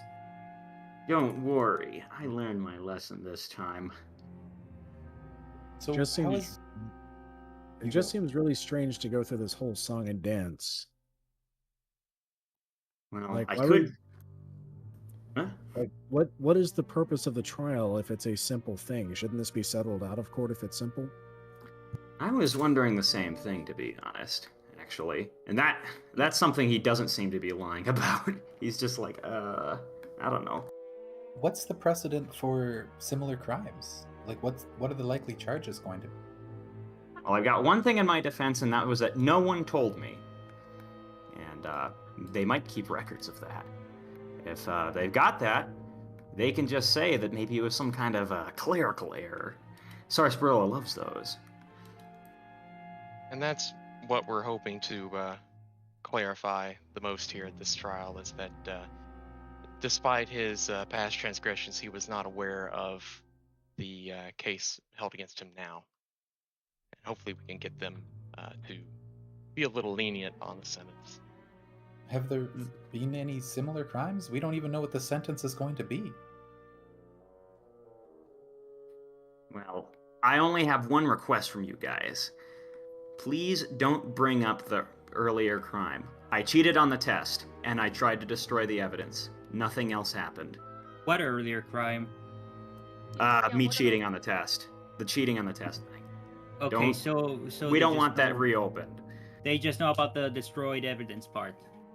They know about the cheating. They know about the destroyed evidence, but don't bring that back up. That is water under the bridge. Did you kick a puppy on your way out? Oh, no, nothing like that. It's just that it could really hurt a lot of ponies that don't need to get hurt. Well, I'm pretty sure in situations like this, clamming up is the best choice. Are you sure you want to admit guilt? No. I mean, well, yes. I want to admit guilt for running away, because there's no denying that. That's the thing that we're charged for. I ran away before I got the second part of the trial, the second part of my punishment. But my punishment, I wasn't informed of. So, like I said, it was an error. Very well. Do you need anything from us? We'll be here for you. I guess just if you want to give a character testimony, that's all. But, yeah. All right. We're here for you. And then once this business is done, we can get back to more important work. Yeah. Thanks, Spoon Planner, and thanks you, well, everyone else. You kind of like look at everyone. Swift, Ophi, Electra, all of them. Anytime. There's a knocking on the door. Coincidentally enough, knock, knock, knock, knock, knock. And then the Four Leaf kind of like opens the door. There is Miss Athena, as he had named her, ready to take you in. This folks OST name, One Piece OST, I'm gonna kill ... Nice knowing you, Triple. Yeah. The execution. Alright, we go. I go in at least, or follow them, whatever. Alright. The Athena kind of like starts leading you outwards a little bit. And that's where I'm going to move you guys. Right, yeah. Courtroom. Getting led. Can you please put the Better Call Saul theme on this, please? Whoa. No, we got a special soundtrack for today's. Don't you worry. Oh, shit. Yeah. Check out the Viva Reverie pony. Yeah. As you guys kind of like get past the initial doors, obviously Athena lead you guys through and entering the main part of the of what was presumably this temple. It seems to be arranged in a completely different way. 4 different banners representing each of the 4 houses on the back wall seem to be down laid down with the image of the headmistress. Or headmaster. Who is this creature? Not what the headmaster, sorry. Rather the omniger himself in the big chair here, right behind. Though there seems to be a painting behind him. That painting of him and what seems to be Rhyme of all people. It's artistic. You could do anything in art. It's great. Now, Athena just kind of like leads you down the steps. Sphinx and Unicorn guards to the left and right. Just gonna stand stalwart as you guys enter into the place, and she's just kind of like leading y'all forward. Wait. Shit, hang on a second, Memely. You better. I think you should switch my character. You got the wrong one on. Wrong one on, yeah. Hang on, let me put in the right one. So, there we go. Miss Hop. And Moonplaner is not walking backwards, fortunately. There we go. I was moonwalking in. Walking. Based? Based? Yeah. Bellhopping. He's bellhopping. Now, she kind of like leads you in and gestures to the rest of you. If you are not a character witness, please feel free to sit here or here. Well, Erlon has fancy ping markers. Oh yeah, that's actually a new. That's just a new part of Foundry. That's a default part. That's what their ping markers look like with version 10. It looks better. It does. This town is so magical. Wow. I'm sitting. Are those fire lanterns Where? along the edges? Looks like magical fire. You could almost be certain. Okay. Yeah. Got a lot of bowls in this room. Now, there is a lot of what seems to be sphinxes, earth ponies, griffins, pegasi, even a zebra up there. To the left and right of you, who are all murmuring something, fiddling through papers, and actually, like, getting stuff ready, seemingly for the court case. 8 different folks up at the, up at the stand, either unicorns or sphinxes by the looks of it, seemingly sit. Their chairs with the backs that seemingly have, like, a little mark that signifies what school of magic that they seem to specialize in. And will the accused please step forward? Says Athena. So, right there. Yep. And she steps aside. Character witnesses at this time are free to assume the stand with the accused. So, who was character witnesses? Yeah, it was Ophi, and then who else did you guys want up there? Tangent's an honest judge. The clerics. Yeah. We did hear that clerics, like, they really do like clerics. Yeah. Yes, that is a thing. So Moonplaner, if you like, she gestured over here if you aren't one, or to the left or right here. Oh, okay. Yeah. Go on, Tangent. Go. All right, I'm going. I'm scared of forts. Freaking scare me. It's true. We tried to teach her tennis, but she kept freezing up. It's okay. It's just big rooms where they say big words. Don't worry about it. It's just a rock tangent. All right, I'll move Not you like guys your up. entire life can be destroyed by the bang of a gavel or anything. Wait, And- the speech bubbles are gone. And as you say that, Moonplaner, and she steps up. Order in the court. There's a gavel, like, and as the gavel smacks, the scene changes as like a thing kind of around the stand. See, they like their spectacles. Oh yes. Oh wow. And yeah, so like a circle kind of like goes around you. It's more or less the same sort of looking circle that's around the castle in itself. Everybody continues to murmur, and he looks over toward you, Triple Sevens. Is this your name? Yes, ma'am. All right. For the crime of evading intentional magical demarcation under subsection 26B of the Amencian Bylaws, chapter 798, paragraph 5C, you triple D7s are under trial. Your abjures to the left will be your defense. The evokers to the right will be your prosecution. Do you have any questions before we begin? I am ready. Good. I will remind the accused that the character witnesses to answer questions are to answer questions and only the questions asked. As are you, Mr. Triple Sevens. May I have your names? And he gestures toward Ophi first.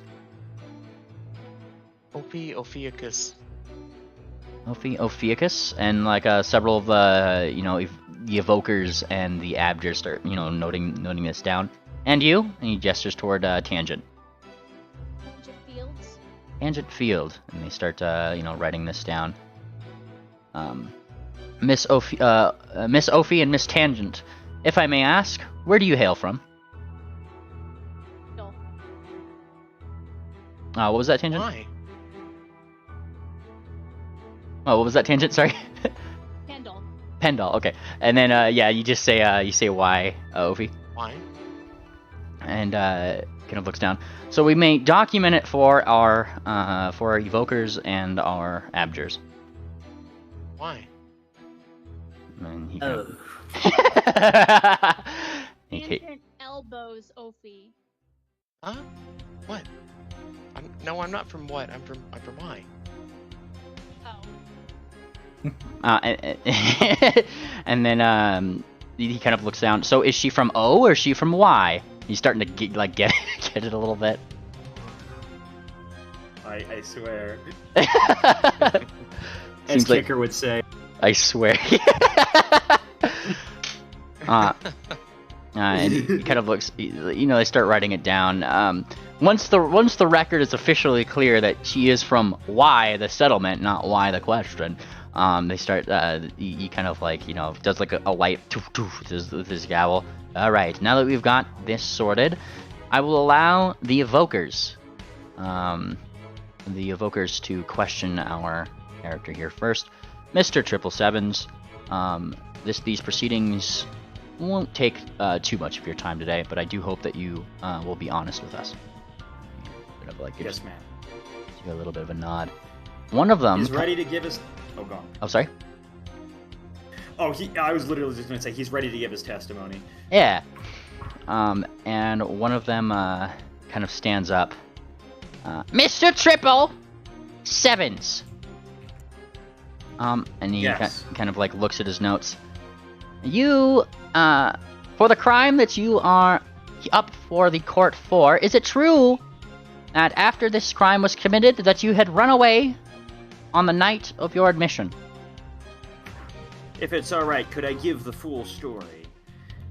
And kind of like he looks toward the other evokers. They kind of mumble for a second. Proceed. Very well. This is his big Tintin his little thing. Right before you do that, Ophie's going to just sort of, and sorry to interrupt you on this, she's going to check the magical aura that's around her and try to ascertain if there's any sort of enchantment effect that they're under right now. Yes, give me a religion check.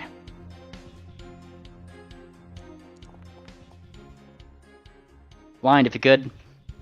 Oh, sorry. Back up here. Religion.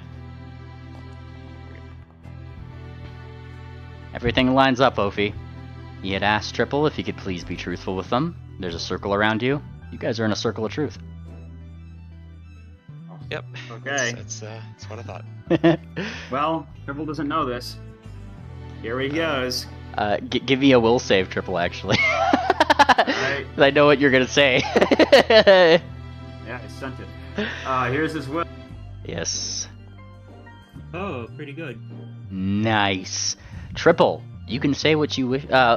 Here's the thing about a circle of truth is that, actually, let me look up the specifications on that. So it's actually a good point, just to make sure I'm doing this right. PF1, it was you could dance around the truth if you succeeded the will save, but you still couldn't tell a lie.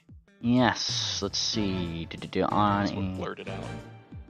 Nice. So you are a success. So Triple, you could speak what you want, but I will need a deception check still, and you're only taking a -2 status penalty to that deception check. I see. Go ahead. He does this. Is it public? Because I believe we clarified these are public now, right? Talking rolls. Oh yeah. Okay. All right. He's ready for his questioning, his little cross-examination. What were you gonna say? They were waiting for what you were gonna say. I'm gonna give it out. I'm gonna give out with the whole thing, and you can determine what it is. I committed a crime. I went to the divination. Take it to the beginning. I'm just gonna read this out. Yep. I cheated on the entrance exam. You see, there are these things recording us, these crystal balls. To cover myself up, I went to the divination library and destroyed the crystal ball that showed me committing the crime.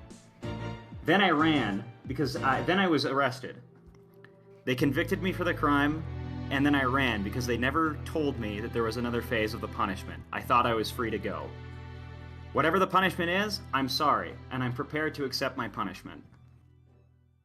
And you say this, and there's an immediate babble, like like the sudden like. Yeah. But it's all coming from the left side now. Like you see a couple of like hoof shakes and stuff, like immediately in the evoker side. Like like these guys are starting to like kind of babble a little bit. The guy actually has to like thump his gavel a little bit. Order. And like once they've come down. So this is an admission of guilt to the effect of So this is an admission of guilt, Mr. 777s. Yes. All right, and let me just double check your wording here. Yep. Yeah. Yeah. So he kind of like looks back over to the. Yeah. Yeah. And he's kind of just like looking like left and right. Left and right. All these guys seem to be kind of like looking up at you. But they don't seem to comment further on that specifically. In fact, one of the sphinxes over here on the Abjur side kind of like stands up. As you could see, Omniger, he was not aware that a second part of this punishment was in effect, and one of the evokers on the right simply just goes, "Objection," and Judge looks over. Mr. Sevens may not have been aware that this was the case, but, and in the words of 777s here, ignorance of the law does not abstain them from the consequences. And, there's that. That's right, Triple says, and I'm ready for whatever you got.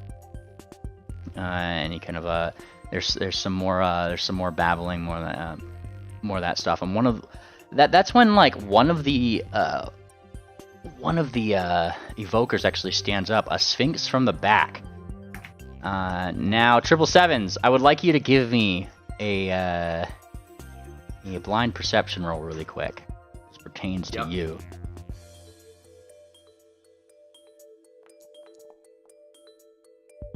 Triple, he's a little bit older now. He's in the back. He's kind of obscured by this thing. But as this sphinx stands up, you notice that it is perhaps a very certain proctor of a very certain test who stands up on the evoker's side. Be that as it may. And he looks down at his notes. There were others that were set to take the fall for this. And there's some of the evokers look up, me being one of them. And he looks out towards. Explain yourself, says the judge. And one of the sphinxes, that the sphinx kind of like shuffles some notes here. I am aware that Mr. Sevens, in his attempt to cheat, he kind of like looked up, somehow got me involved in the whole thing. And this led to a lengthy legal process of which the court is aware of. And he kind of nods a little bit. As such, I wonder, Mr. Triple, where is your friend, Mr. Pingwing? And the Abjurs immediately, objection, hearsay, like they're on the other side, like that. Even Ophi is kind of like, ah. Yeah, exactly. And the judge like smacks the gavel. I'll abstain the objection. And he kind of like looks down. Mr. 777s, it seems like your admission will quite nicely wrap this case up. And one of the Abjurs immediately speaks up. If I may, Your Honor. And he kind of nods. Yeah, he kind of like he kind of nods a little bit. And the Abjur, rather than speaking, kind of like he looks at the judge, and he seems to just be like thinking something at him. And I say this because Moon Planner, you know exactly what this looks like with your experiences of Mr. Voltok. He's like kind of like thinking something at the judge. Ah, yes, could be. And he looks down at you, Triple. Very well, Mr. 777s. let me pull up my legal jargon here really quick. On account of admission of running away without prior knowledge of the secondary part of this punishment, you are held as guilty to said crime. Punishment for the crime as such is normally marcation. However, one of your abjurs has suggested to me an ultimatum, which I am willing to hear out. On account of many of our professors being gone from the school here, who may have been able to take care of the problem, we are willing to offer a bout of, and he thinks for the words for a minute, community service. In exchange, Yes! you will not be marked or tracked, partially on account of your current property in Dakalai. Very well. I'm ready for that. And he kind of smiles. He says, "Well then, in that case," he thumps his gavel. "Community service, Mr. 777s. If you are to help the city of Erelon with something recently that has been interfering with some of our ley lines, you are free and absolved of this minor crime of yours." Ken just says, "Can we help?" And he kind of nods. "Of course." As Bannermanes, we're duty bound to help both our friends and cities. I would Hell think. yeah. I would think nothing more of it. You seem to have a good head on your shoulders, Mr. Sevens, and if two, and he kind of like nods left and right to Tangent, Saints themselves are willing to put up a good character witness for you, I see no reason why we cannot allow you this second chance. Seems like they did like Okay Divine. with it? Yeah, he seems okay with that, and they seem to like divine people, as you had said. Ophi gives a polite, eyes closed bow. And as he thumps his gavel for the sentencing there, the circle goes away. Up 2, 3, 4, up. And she just waits over here. Oh, I just woke up. Well, what happened? Ken just says, "I think this calls for a drink, and then we can go investigate." Yeah, he'll go. He'll like go hug Ophi for like he's like very happy. Thank you. I'm glad it worked out. Phew. I couldn't have She's expected sweating. anything better. That was great. Yeah. You could Awesome.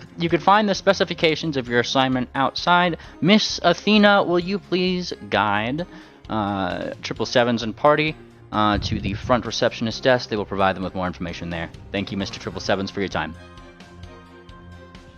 All right, he's gonna do as told. All right, Athena starts guiding y'all out. Ophi's gonna poke Triple as they're walking away. Yeah. Trying to keep the conversation away from the others. Yeah. That bully that you mentioned all those years ago. Yeah. Do you recognize anyone in the crowd that looks like him? Well, he made a blind perception. He's gonna make. Can he make one more perception check? Yes.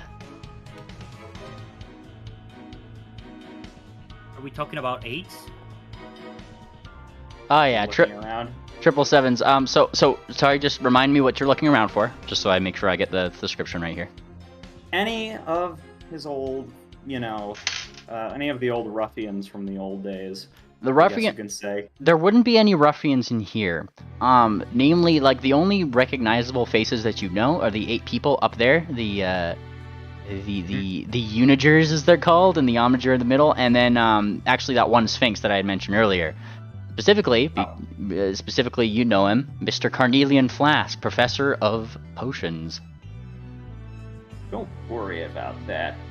He thinks to himself, like looking a little bit closer just in case. She's not even relevant these days. And that guy, He's just an old teacher. Don't worry. He seems to be staring at. He seems to be glaring daggers at you as you leave the courtroom, Triple. Yeah. Up, 2, Let's 3, have it 4. out for you. Up, 2, 3, 4. Up, 2, 3. Hurry up.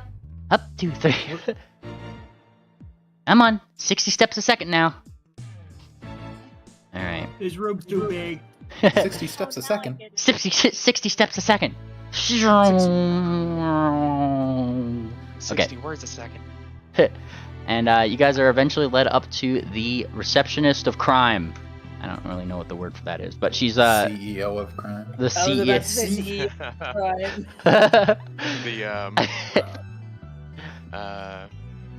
Oh god. Bailiff would be potentially a word for Yeah, it. either the bailiff or parole officer. Yeah. And yeah, as you guys are coming over here, she's kind of like she's got like glasses that would rival Sivrev's,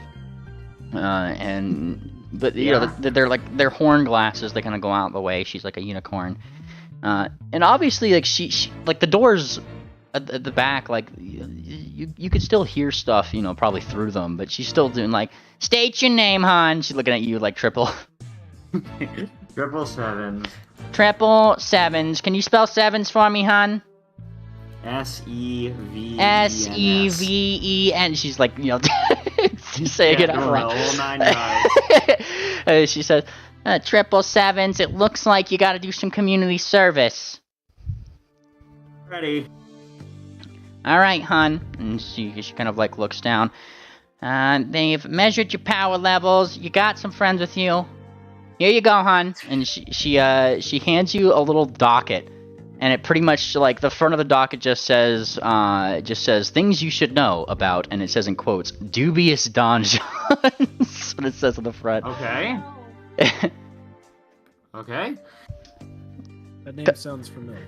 Contents of the inside of that package are not known to me, and you are not required by law to read those in front of me, hon. You could go take that to your friends, however, and recruit whoever you need to go take care of whatever the business is inside of that packet. All right. Let's yeah, I'm ready to go if you guys are. Ready. Sooner we get out of here, the better. Are we going to do the community service first, or investigate the house, or have a drink? We Why can don't have we a go drink. read what you go We can for? have a drink when the work is done. Okay. There's so much work. Triple, you are taken by surprise from the left, though, as, you know, like a very large pony suddenly scoops you up. Oh, I knew you would do it! I knew you would make it out! And, you know, he's rubbing you on the head. It's Four Leaf. Oh, I see. Yeah. Yeah. I told you, Dad. Don't worry. My boy! It looks like he's about to cry. My boy. My boy. Sure is boring around here. What class is Four Leaf? Do I know? Can I tell? You can make an assumption that he might be a Magus, given that he seems to have the Rune Guard outfit on. Okay. Ken just going to invite him along. I would love Oh, to. no. Okay, Dad. Just wait till your mother hears about this. Just wait till your mother hears that you won your court case. I'll be so proud of you. That's right. Hey, Mom, guess what? I got away with it. If I did it. If I did it. All right, so I bring you guys back to Erelon. You're a free man now, Triple. Oh, not really Yeah, free. You most- still gotta do mostly. community. Well, yeah, you got to do community service, but As much as I hate the fact that I gotta be doing this for Erelon, this is probably the best outcome that could possibly have happened. Say, Triple, what is your community service? I gotta go fix a ley line. Tangent's eyeing that packet like she really wants to see where. Yeah, let's Well, we've done that before. check it out. all right. We do you- might need to do that to get the teleportation.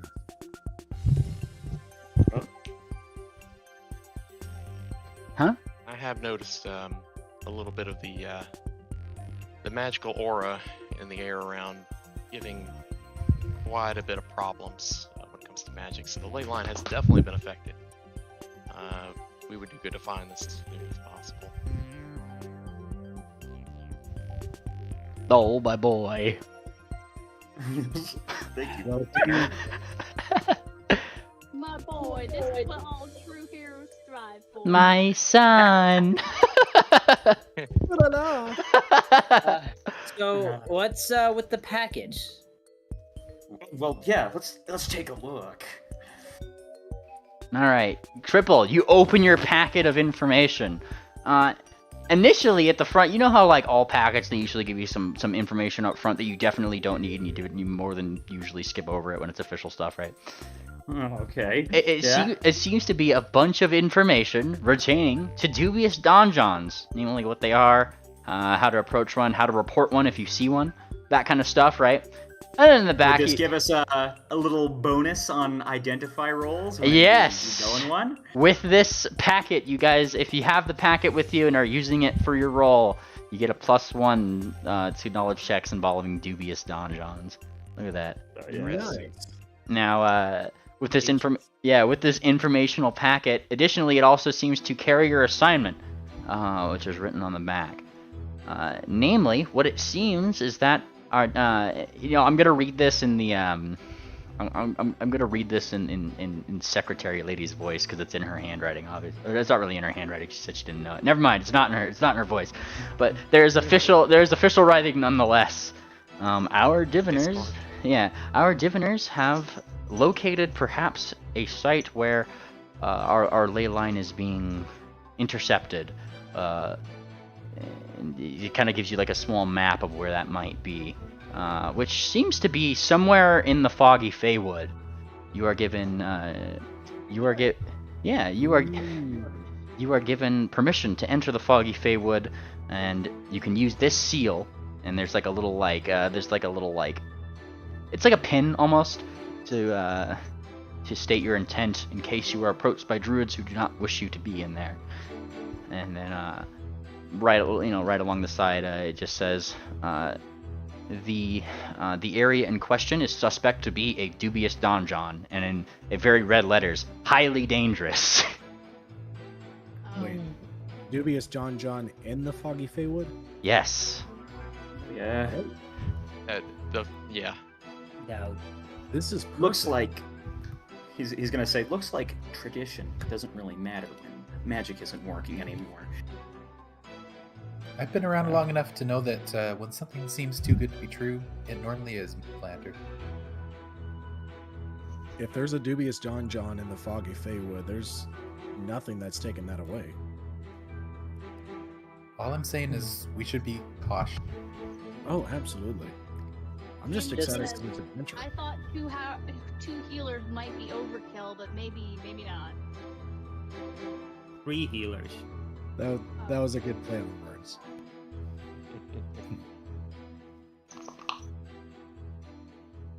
Does the pamphlet, give a better,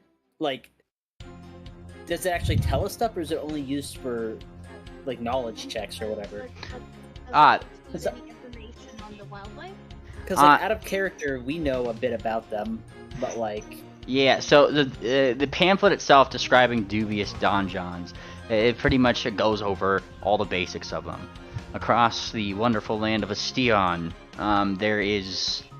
there's manifestations, divine, arcane, primal, and of course occult, of various different types that crop up. Mysterious as they are, dubious as they may be, they typically hold a treasure inside, some used for safekeeping, it says in there.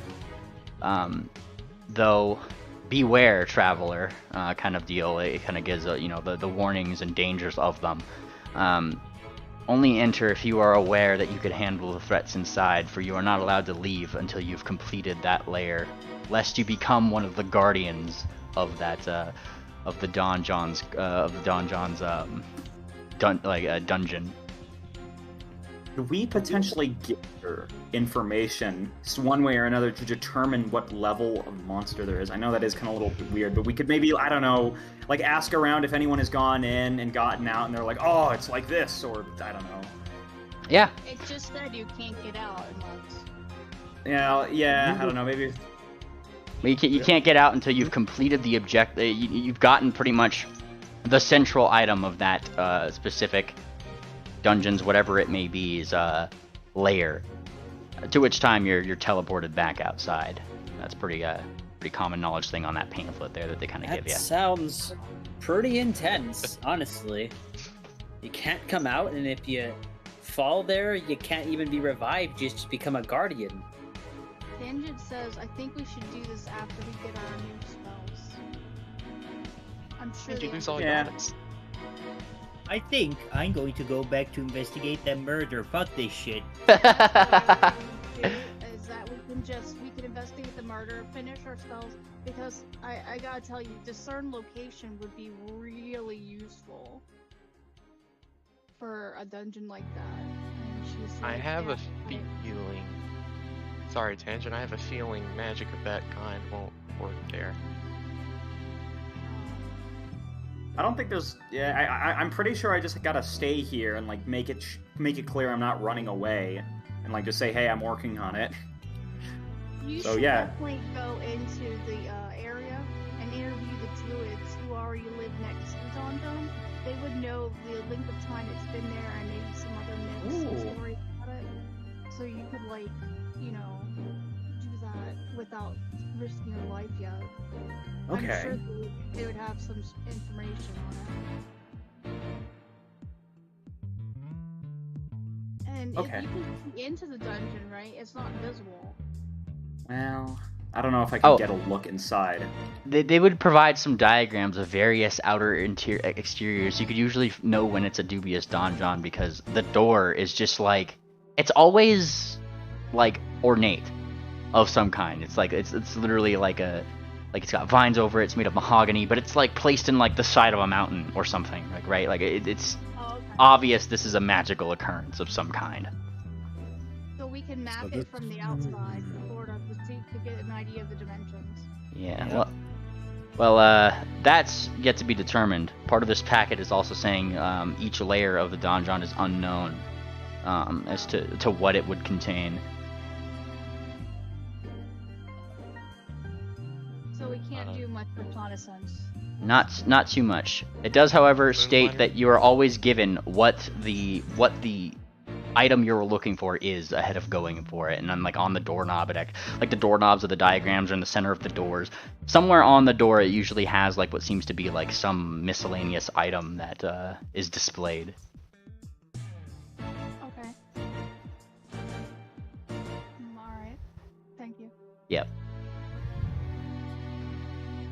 Moonblinder, you were trying to say something? I have been, yes. Moonplaner would speak up and say Nimbus was seen flying away from Erelon toward the other dubious donjon to the northeast. Do we know if it's possible he visited this one? A dragon like that close to the city? Dragons can disguise themselves.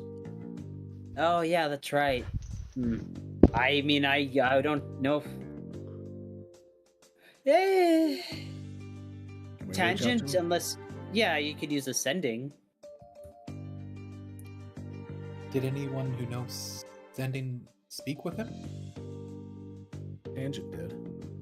It was very brief. She waved hello. I don't have sending prepared today. I never spoke with a dragon. Does the paperwork indicate precisely where the donjon is? It does not. It is their diviners have been able to roughly guesstimate that it is within some point in the foggy forest. However, and it states in this, given the current nature of both the divination and the necromancy schools of magic being temporarily flummoxed, the readings cannot be certain. Because those were the two. Shit, Those that means we can't use, like, prying eye. yes. with divination. If you remember the flat check you had to roll for that divination spell, Tangent. Yeah. Yes, same deal. Sounds like a good adventure to me. I hate that my whole school of magic is impaired. Fuck that. You have every school of magic, Tangent. You're a cleric. And a druid. I believe it's tradition. Yeah, oh yeah. So divination is a school of magic. That's not divine magic. Like they're Oh, okay. Yeah, sorry. I see where the confusion is. Divination is just a it's like past, present, and future, seeing the future, that kind of stuff, tea leaves and things. It's scrying. Yes. Falls under it, doesn't it? Yes, it does. But divine magic in itself is not hampered. No, it's just divination and necromancy are the two like schools of magic that are. Good thing evocation still works.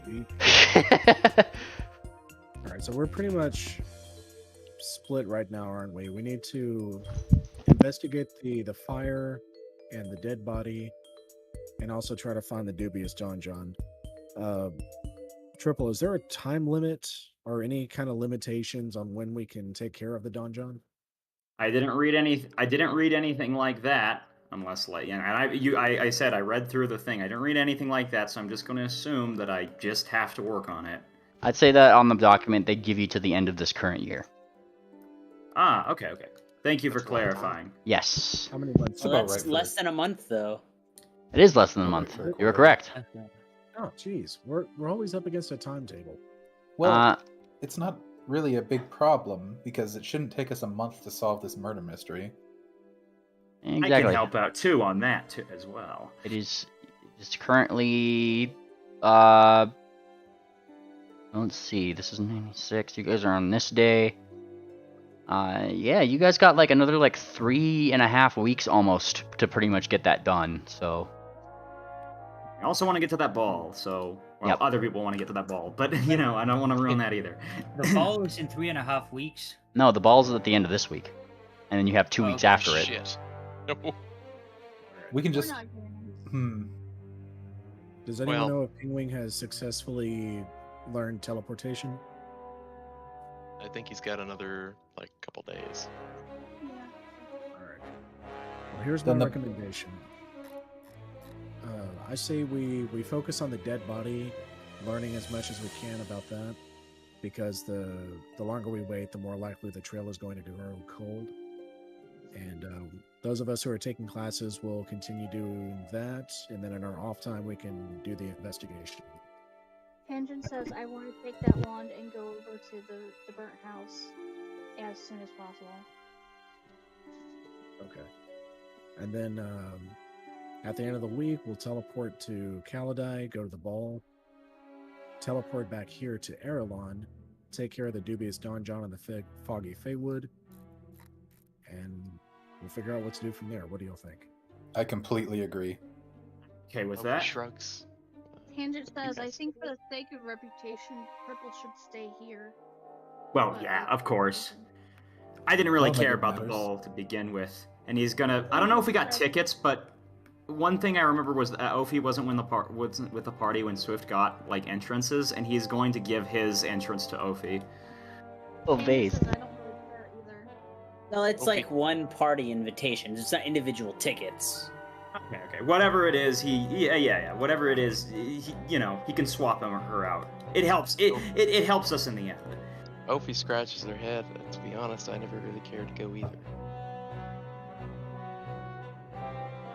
But if I'm trying to figure out if out of character I wanted to use that as an excuse to get another character in here, but I don't know. I guess Ophi would come just to make sure the party's gonna be okay. No one. Huh. I guess that timeless glory part is lost on some. Time is relative. Glory is relative too. Says the one that lives for 400 years. Huh? Here Both of us. Oh. Yeah. Okay. I see. I don't have 400 years here. I have to make the most of what I have. I don't think the ball is going to take 400 years. No, but we have until the end of the week. Besides, it's just going to be one evening, and we'll be able to come right back here. Exactly. Well, the party lasts 3 days. What were you saying, Tangent? I don't even have anything to wear. We have a inn with a tailor in the city. Swift's little grimacing. Yeah, Jinx is like looking at No you one guys like you're. seems that excited. Yeah, like Jinx is on Swift's side here. She's like looking around. It's the biggest ball in the world. She like looks around. Live a little. And I wouldn't stop anyone from going to it. It's not really my scene. But I would say you're making good time, Swift. Have an egg and someone who loves you. I can Don't have this worry. egg and go to a ball, she says, as if issuing a challenge to Ophi. Huh, I guess I don't have any competition there, I guess. Looks up her, Don't worry, looks up Swift. her Really maid. what I meant. I'll make sure that you, well, I mean, I want to make sure that you go to that ball. I just don't have any pony to take. But you gotta get going to that. You gotta live a little. That's what the Sun Queen says. Live life to the fullest. I like your attitude now, Triple. Wow. Thank you, lad. Well, I didn't know regardless of who all comes, I'll be there, and I'll be representing either this party or I'll be representing myself. Y'all's call. Are you going there early? Well, no. At the end of the week. Whatever happens, he'll be going at the end of the week, I Well, think, if right? we went early, he could take our measurements and have stuff tailored. Oh. So that, like, when we came a day later, our outfits would already be ready. I mean, I can't. Honestly, lass. I mean, if all else fails, you can probably find a glamour rune.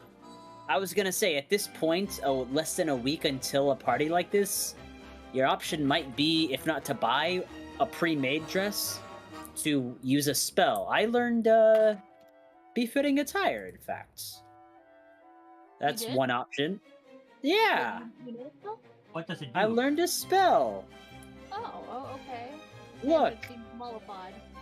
targets 5 willing creatures. How about Whoa! Tangent looks suitably impressed.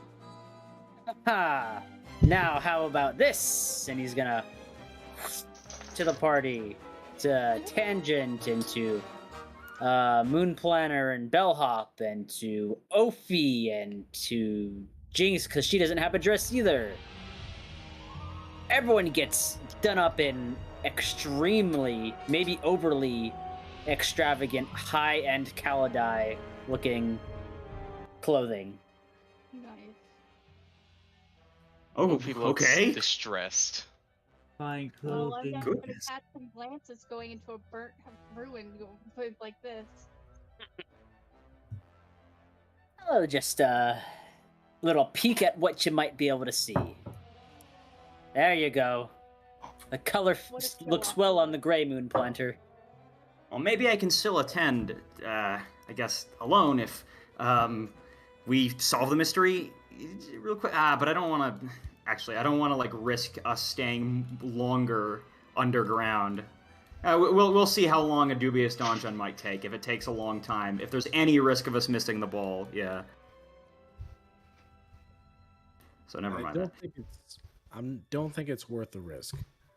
We can do our classes, focus on the investigation in our downtime, and those who aren't taking classes can focus full time on it. Once the ball is done, we can come back, focus on the dubious donjon, and then move from there. I agree. The dubious donjon has a 3-week time limit, and Yeah. this murder mystery, like Moonplanter said, the trail is going to go cold sooner than later. Especially since there's fire Yeah. involved. Yeah. Well, let's get on it.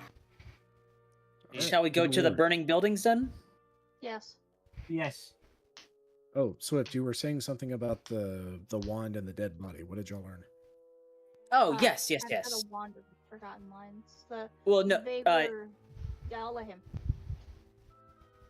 I was just gonna say, what I was saying earlier is that we used our wand of ghostly tragedy that we found way back in, I think, Wati? Yes. And we used it on the dead body, which we found to be incredibly charred.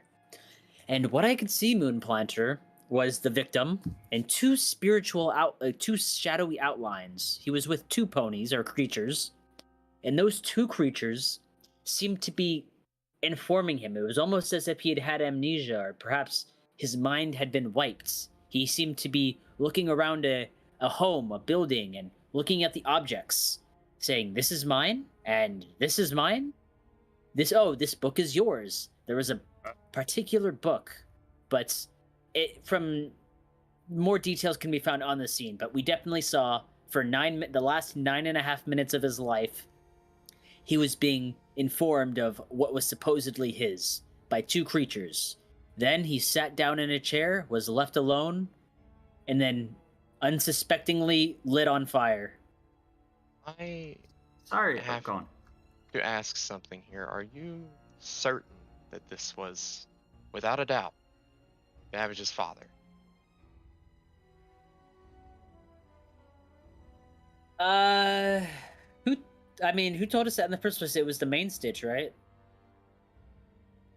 I know that they said that that was Babbage's father, but something about those questions don't sit right with me. The one who was No, go on. The one who was in prison was Babbage's father, Babbage Senior. Yes. I forget his name. What? Mima, can you help clear this up? Yeah, I'm forgetting details. Was he pulled out of prison? Did he escape from prison? Sorry. What was the question exactly again? Yeah, pay attention. Are they certain that this is Babbage's father? Get immersed. Body. Yeah, dead body. Yeah, it was in the Hollow Tree Penitentiary in his cell. It's just with some weird guard rotation stuff that was set up. They had accidentally let the Wraith have access to, like, the body directly, and it just kind of seemed to go at him. Past there, past Wait, there. What? I'm confused because Mimli, the one that we investigated with Sivrev. With Sivrev. Oh, that. Yeah. That guy is. Yeah, so that guy right there is a different guy. That was one out of character that I'd mentioned is literally the guy that Triple had seen actually, and that would. I was trying to get a word in, you guys. Hang on. That's very descriptive. Well, hang on. Let Triple was gonna say something first. Like let him. Triple was just gonna do the thing like, wait a minute, that sounds like somebody I saw when we were on our way here. Yeah. Do elaborate. Yeah, he finally he's gonna be like, well, you see, when we were on our way, there was this weird guy I saw on the road on our way to Erelon. When we parked he lowers his voice, the ship. We parked the ship and we were walking here, and then I saw this guy who looked like he lost his memory. And I just wanted to confirm, like, he describes the guy, and the description sounds exactly like the one you guys are giving in that memory. Is that right? Yes, that is correct. Different guy. When did you meet him? Well, I told him to go to the hospital here. He just looked really lost, and I reluctantly pointed him to here because they've got the best clerics in the world. Well, here's my appraisal. That was not Babbage's father. That was someone they dressed up and told that this is your home, and then killed him in order to use him as a body double. It was a setup. As a body double? For who? So we would think that Babbage's father was dead, when in actuality he's unspoken knows where. Wait, I think there's two different dead bodies, because is Mimli identifying that the supposed Babbage's father was killed in a cell, right? Yes, Babbage's father was said to be killed in a cell. Different person. This guy was killed in a fire. Okay. Yeah, this is okay. And furthermore, this would be I mean, if you are actually, Triple, given your time with Forley, a little bit extra information here, if you guys still have him in your midst. Would actually, Triple, would you allow Forley to still be with you guys? As you know, he's my boying out. Yeah, he's embarrassed, but he's not gonna be like, get out of here. Yeah. He will kindly inform you that based on your guys' description, that sounds like the guard who had seemingly no-showed the other night. Oh. That would explain that. Now things are making sense. My misunderstanding was I thought we originally went to the morgue to look at the body of Babs' father. That Sphinx was the guard that no-showed? No, the guy I saw on the road. Yes. Yeah, the one that turned up dead. The same guy. Was okay. Sorry. Yeah. I mistake the race. He apparently had not been showing up to work and got mixed up in a rotation that allowed a wraith to apparently kill the highly guarded Babbage's father. Hi, this mystery is getting good, isn't it, Bellhop? Yeah, isn't it? The plot thickens and then unthickens and then thickens again. Well, thick plot is always good. I like a thick plot, says Jinx. You would. Mm-hmm. She kind of nods. I like one too. You would. You would. Yes. Okay, let's go before the whole crime scene burns down. If there's anything left. Yeah. Let's go. Now that we've got our story straight and we know what we're looking at. Bellhop, I kindly remind, are you taking up any additional information on the case here?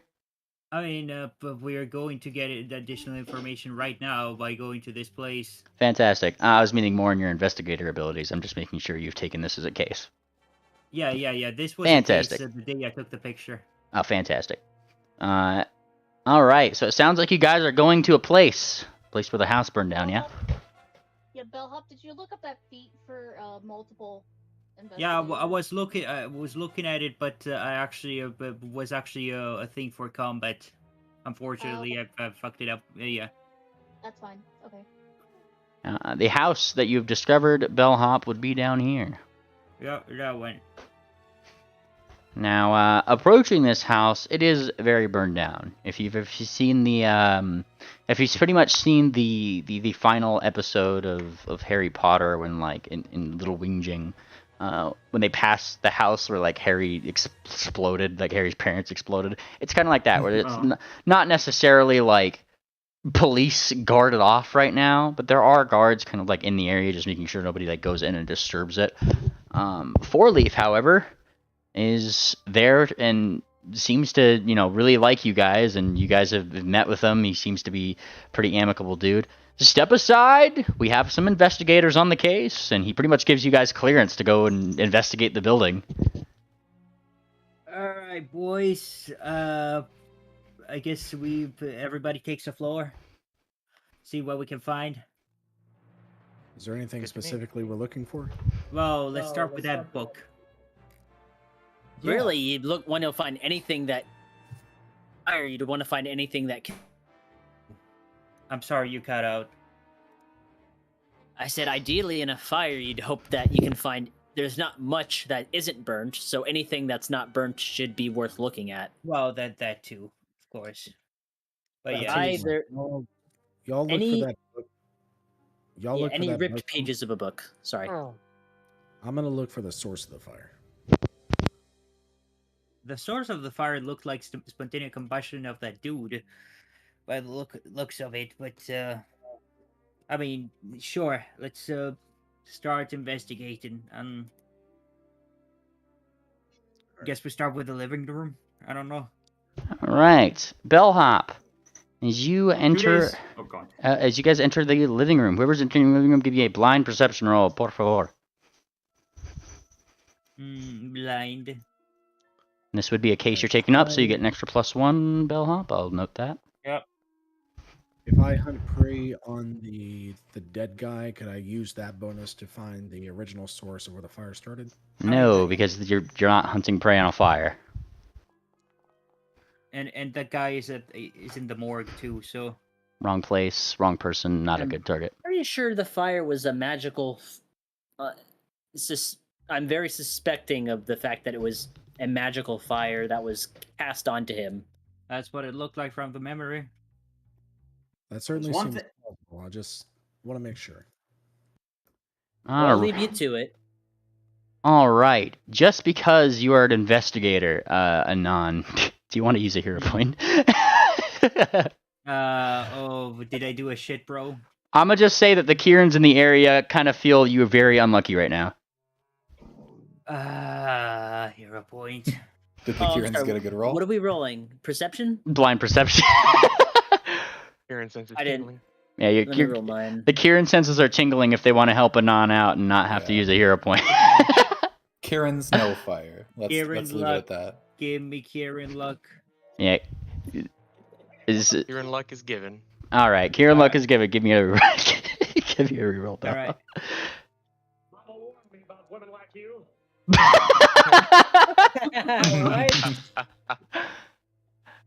Mama warned me about women like you. True facts. All right. Thank you, Johnny. My bad. All right. I'll start with Triple, Moon Planner, Swift Sail, and Bellhop. You guys met the DC. Electra, you unfortunately did not, but the rest of the people that are named there, you guys, Sorry, I was staring at chocolate factories. yeah, you noticed a melted chocolate bar somewhere, Electra. That's for sure. Oh no, me. I forgot to roll. Oh, and Ophi as well. You guys kind of like look through this this room here. It is black and charred. Realistically, it looked like, just from what you guys can notice, this was a pretty studious home. There is, there's bookshelves in this specific room. It looks to be exceptionally blackened. There's still pages that are gently kind of like fluttering in the wind from some of the books where the binding has come undone. There's a desk here, and aside from that, just give me some details. What were you guys trying to find in here? Those people that I named. I'm trying to find where his chair was. The epicenter of the fire. You do find a chair which seems to be missing a leg. It's kind of lopsided, but it seems to be charred in front of a stone and wood desk that still seems to be kind of standing. Are there any books or like tattered remains on this desk? Negative. In terms of bodily remains, his body is currently in a morgue. No, pages. Oh, pages. Yes, there is definitely things on this desk that are there's like for example, there's like an inkwell that is long dried up. Maybe all the water within the ink itself is evaporated out. The ink's hard on the inside. There's a charred remain of a feather there. Maybe like several for writing. Aside from that, there isn't. I guess unless you guys are looking for something specific here, which I'm all ears for right now. Now's the time to speak. I'm looking specifically for the book he had when he died.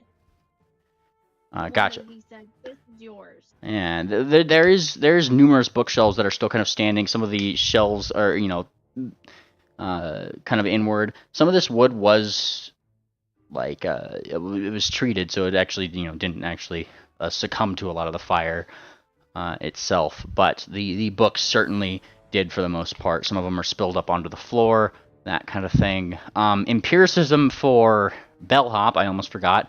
That's odd. You do notice that there is what seems to be hoof prints around. 2 sets of them, actually. The two people. Remember in the memory there were 2 people just leaving the house for everything burned down. I assume it's them. What are the shapes of the hoof prints? Yeah. They're hoof-shaped. I mean, are they large? Are they wide? Do they appear to be coming from a medium creature? Are they cloven? Would be a survival check if you could give me one. Blind, if you could. Just give me 1 second. Can we actually measure them and then keep the measurements? Yes, that would be a perfectly valid thing. Like, trace them on a piece of paper so we can actually compare them with Yes, and actually, something I learned that is in Pathfinder 2E, and I will totally accept if you were out and about during the market picking one of these up, Bellhop, since you're also getting a camera. So if you wanted to have spent the gold for it, a rubbing kit is valid for tracing and that kind of thing. how much is it? I don't know how much it is on the thing. I just know it's in the stuff. But that's pretty much for like, pretty much like putting paper on stuff, getting textures, patterns, engravings, like that kind of stuff. Probably help with something like that. 20 silver or maybe a gold. I don't know. Or maybe, I'm not sure. It's very cheap, but like at least for an adventurer. Yeah. It's 1 gold piece. I don't know. Moon Planner, with that survival check, and the fact that you are legendary in such things, I'm just going to tell you outright. One of these hoof prints matches the profile of Chernobyl. Oh. Moon Planner is staring at these hoof prints. His ears will slowly fold back to his skull, and then he looks at it more intently, and then they perk straight back up. What's the problem? Cher was here. You're the best tracker I knew, Moon Planner, but I gotta disagree. This is probably not the case. He says he can't even believe it. Well, in that case, then Cher is having a bad day because someone took her hooves and put them right here. Be my. Plot thickens. Okay, so well, that would this is not related to the share thing. Okay, can I find a piece of the cover or like metal fittings of a book that I want? Perhaps, but we'll get onto that in just a second here, BCS. Okay. Because you were looking at the hoof prints first. We'll get onto the books in a second. Alright. Yep. Triple, did you ever tell the party when you learned that Babbage was having dealings with Cher? He did. He's just like, he even then was still just not really believing, but he's like, that's what the ghost told me, right? That's what he said, basically.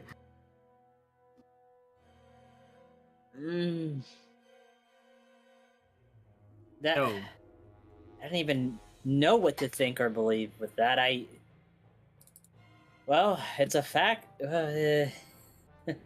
We did learn in character that Cher is training under Babbage, correct? Yeah, that's what he just said. Right. Who's this Chernobyl anyway?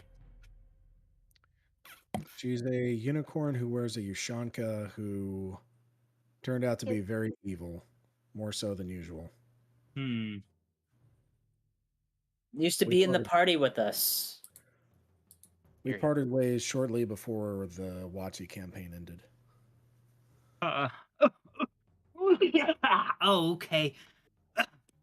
Yeah. Now there is a second pair of hoof prints here, which I'll accept a second survival roll from for Moon Planner. Also about equal size, a little bit smaller. Can someone roll to assist? I'm afraid that's not my game. I don't have survival. Okay, just my roll then. All right, Moon Planner. You look at this second pair of hooves. Once again, legendary survival. It's right up your alley. I'm just going to give you this based on this roll. You identify a second pair of hoof prints to be the hoof signature of Duck. What? What? WT fuck? What's wrong, Moonbladder? Are you sure about this? These are Duck hoof prints. There's no question. She's been traveling with us long enough. We've been walking through snow, sand, and all kinds of soft soil. These are her hoof prints. I've got all your hoof prints memorized by now. Sure, it's not just another short hooves? I'm gonna go get Penguin. He deserves to know about this. Hang on a second. We don't have anything yet. Just hoof prints. Just let's not rush to conclusions. Well, it's proof enough that both of them were here. You cannot heighten a wand, no tangent. Okay. I would suggest we continue looking for other stuff in this this room. Maybe there's other stuff. I don't know, but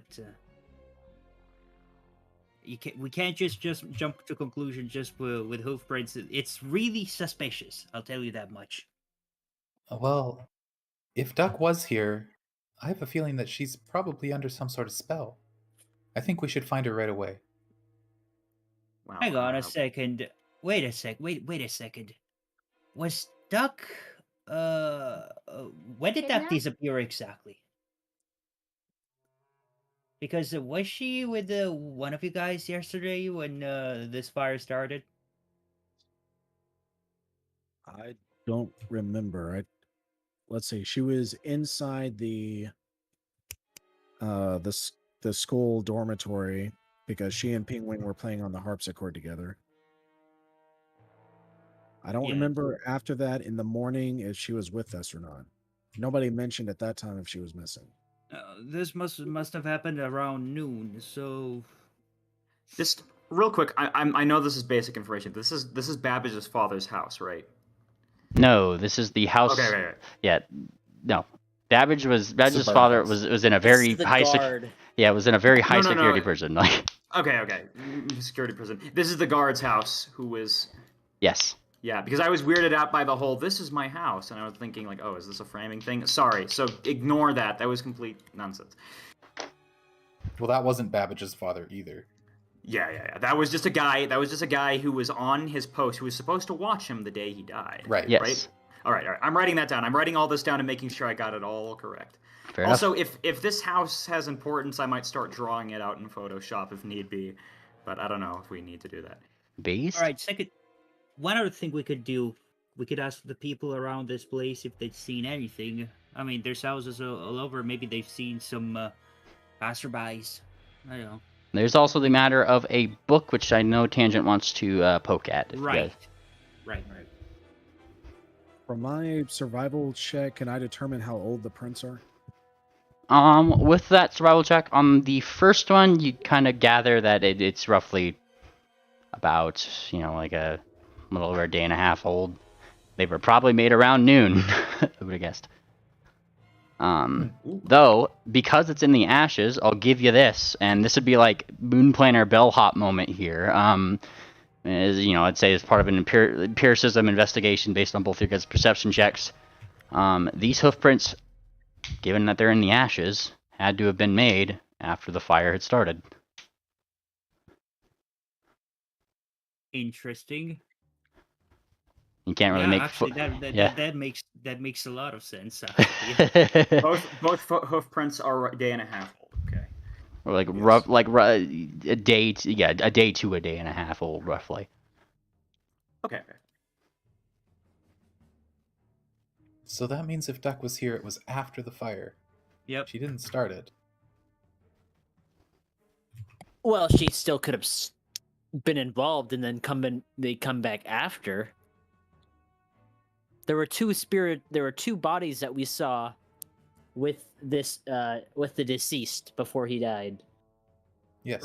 Right, but what we could do is we could start asking around people in this neighborhood if they've seen something. Maybe they've seen other creatures. We definitely need to see. We know who we're looking for, so we need to ask around for any information regarding Duck and Cher.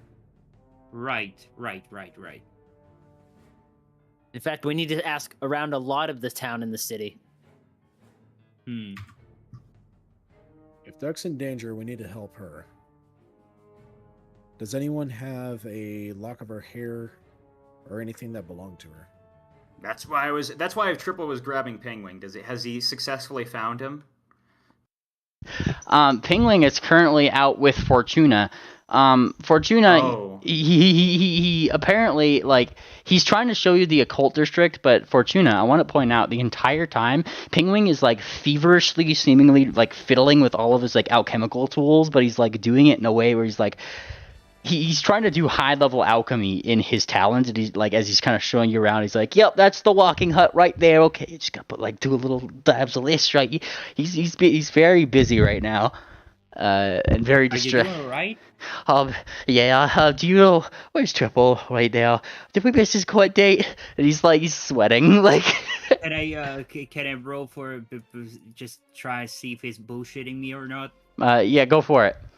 Perception? Yeah, blind perception. Blind perception. Oh yeah. So Madame Fortuna. Pingwing's motive currently. He is trying to do something very complex against a time limit. You kind of feel that like his motive is stressed the hell out, and he feels like he's gonna fail at something or whatever. If he's trying to get out of the occult district right now, and he's definitely doing that thing where like he keeps suggesting things that are closer to the divine district. He really doesn't like the occult district. It's not that. It's not that. This is it's specifically he keeps trying to take you and like talk you into going pretty much as subtly as he can to the divine district to go check up on Triple's court case, which out of character has long since passed, but Pingwing still thinks it's happening. Well, I made a roll to go find them down. Does this track them? I'm gonna reveal that roll because yeah, it definitely does. Pretty much you follow the trail of alchemical ingredients. It's very easy to find them in the occult district. Penguin, Duck is something's going on with Duck. We need you right now. What? And he turns around. Triple, here, and he hands you a thing. It's for your court case. Wait, did it happen? Are you okay? What's happening? He stashes it. Don't worry, buddy. I got it taken care of. We just gotta fix a couple of problems, but that's the second thing. Duck's got some issues. We gotta get going now. Do you have a strand of her hair by any chance? I mean, I have this, and he pulls out a hairbrush. Probably, brushing hair seems like it'd fit. Moonplanter is gonna need it. Moonplanter is gonna need that. He doesn't have the bathwater. Cringe. The duck pond water. He's gonna thank Penguin and like start leading him, or rather pushing him to go with the rest of the party. As if he couldn't look any more stressed. But yes, he does follow. Don't worry about it. I got my problem figured out. He kind of nods. Oh, okay. Well, one thing at a time then. And you eventually lead him right all the way back to wherever party may be. Where's party? In the house. Where is the house located? White circle on the map, bottom right, a little bit above the elder root circle. That's what that circle is. Okay, cool. I think that's where everyone is. Fantastic. Yep. Pingwing is led back here with Madame Fortuna because I don't think that she wants to go without her disguises. Yep. Oh, Penguin, you're back. Good. Did Triple catch you up? Kinda. I've been a little stressed today. I'm sorry. It's fine. Things are only going to get more stressful, unfortunately. When was the last time you saw Duck? I remember her playing the harpsichord with you. We went to sleep. I did not see her the following morning before we went to classes. That was kind of the last time I saw her too. Was she still in bed, or was she already awake when you left? I mean, I just kind of thought that she was with Triple's mom. They seemed to kind of hit it off a little bit. They seem to be pretty good friends, so I just kind of assumed maybe they went back somewhere, or she just went exploring, or something. So you left, and left her with my mom and the harpsichord. Okay, so the last sighting really was that dormitory. Guess that means the last one to see her would be my mom. Well, Penguin, Duck was here. These tracks right here, these tiny ones, they belong to her. She was here after the house burnt down. What's more concerning is Cher Noble has also made an appearance. These are her hoof prints. Oh, they were here at approximately the same time. He looks down. That's a little worrisome. These are over a day old, so there's no real accounting for where either of them are right now. And he kind of almost frantically looks around for Tangent. Tangent, you wouldn't by chance have learned that locate spell yet, have you? Nope. Darn it. Also, it only works within 500 feet, just so you know. Oh, and he kind of like he kind of twiddles a little bit. Tangent says, "Does anyone have sending prepared? Anybody?" I think the well, who are you trying to use it for? Like, who do you want to contact? Duck. I know the I think that bluer deer always has it or knows it. I haven't seen those two either. I'm sure they're off doing mail work. It's just Balcony Blitz and Wickerwind literally just going mailbox to mailbox right now. Oh, they're having a blast. They got the high tech, magically advanced mailboxes here. So like, yeah, they're like seeing what's new and like what's been innovated and like how the probably very adept mail ponies of that go on this route have it set up and stuff. But, certainly. They're out there. So I wish I could. I'm sure if we went to a drop box, we might find them at any drop box. I wish I could get as excited as those two about stuff. Yeah, they've got a spirit for the mail for sure. I could start hunting duck and just see where these tracks lead. Well, you are a hunter, aren't you? Oh, that's right. All right, GM, I'm gonna hunt prey on duck. Fantastic. You anime sights her in your, you do the twing your eyes. I'm sure it's pretty cool. Yep, and I am going to start tracking her. Fantastic. Give me a survival check.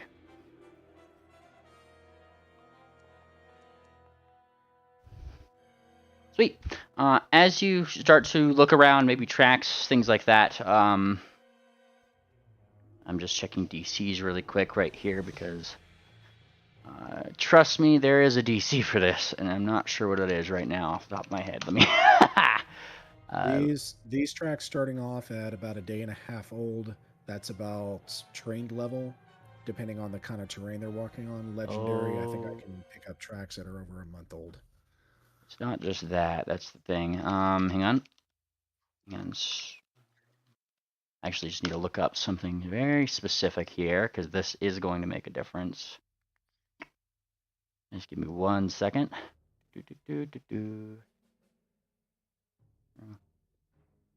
Nice. All right. So legendary. And you do have that 1 feat, which will come into play here actually.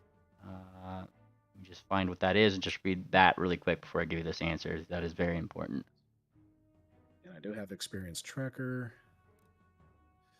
You are looking at this one. Okay. So here's what you notice is that these hoof prints, they seemingly go up to a bookshelf, specifically the one that Tangent looks like she's looking at right now. They follow in that direction, and then go right back out the door. Wherein, like normally you would expect, ashen footprints, hoofprints probably to be leading outwards, even very subtle ones. But you notice that they just kind of stop at the door.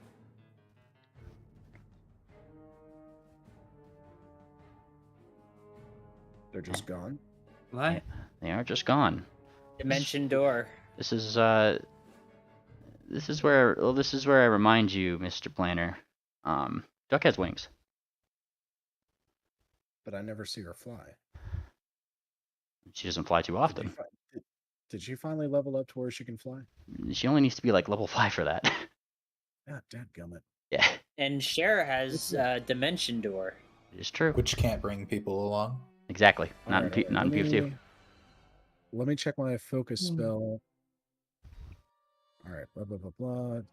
Survival track. At least okay. So there's no limitations on like how long that needs to take place. So I'm gonna cast ephemeral tracking. And that's what I was waiting for. Fantastic. Okay. Yeah, like I was just waiting for you to bring that up and not me. All right.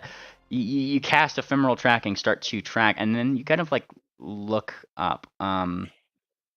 Now it says all creatures you have passed by in the last hour, specifically. Yeah. So you start like looking through the air itself, trying to figure out like who might have gone back and forth. Honestly, there isn't that many tracks that you find of people like flying. Um, kind of like looking like through the thing. However, as you kind of start like looking up into the air, you cast your focus spell, and I feel like it almost leads you to what looks to be a single solitary dark gray feather, probably at the top of a tree, that is going in the direction of the foggy Feywood. Ooh. No. Didn't Okay, someone suspect that Babbage could be hiding out in one of these dungeons? I thought he was out by the Aetherstone pit to the northwest. But I don't believe this would be Babbage himself here. I think he's orchestrating things. This is probably Cher's work. Well, if she's working against us. Guys, it could maybe it's some pony who looks like Cher. Well, you know, I just... These are her hootprints precisely, Triple. At a character, the human equivalent would be like, this is her biometric print. Yeah, I know. This is more Triple's disbelief rather than like me in character, out of character disagreeing. But he's gonna say, you know, that means the last pony to see her was my mom, because Pingwing left her with my mom in the Harpist Court. Maybe she can give a little more information.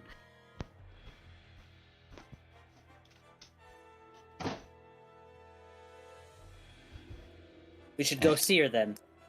That is true. Yeah. Now, before you guys move on with there, I did want to ask Tangent, because you know they were asking about a book. You were in front of a case. What were you looking for, Tangent? Cover, metal fittings, a page, and particularly like a journal or a diary of some. Yeah. So you start looking through the pages of these books. Now, most of these books, like I said, are charred, they're burned down, or I'm here for the spell, but I can only recover like one piece of information. Yeah. From a destroyed text. Yeah, and as you kind of like look around, remember how I said that, you know, those hoof prints, they kind of go up to that bookshelf? Well, at the very foot of that bookshelf, you do see one book that looks a lot less messed up than the others. In fact, it still looks charred. It's just it doesn't look like, I guess with the perception checks earlier, it doesn't look like it was like charred like with the rest. Like normally you could see flashes of flame or pages that are just kind of like billowing or streaks of ash. This doesn't really have one. It looks like it was almost placed there. But it is still kind of like messed up. The cover's, you know, torn off. There is like pages missing. A lot of the stuff is like burnt and charred, but an interesting book nonetheless, different than the others.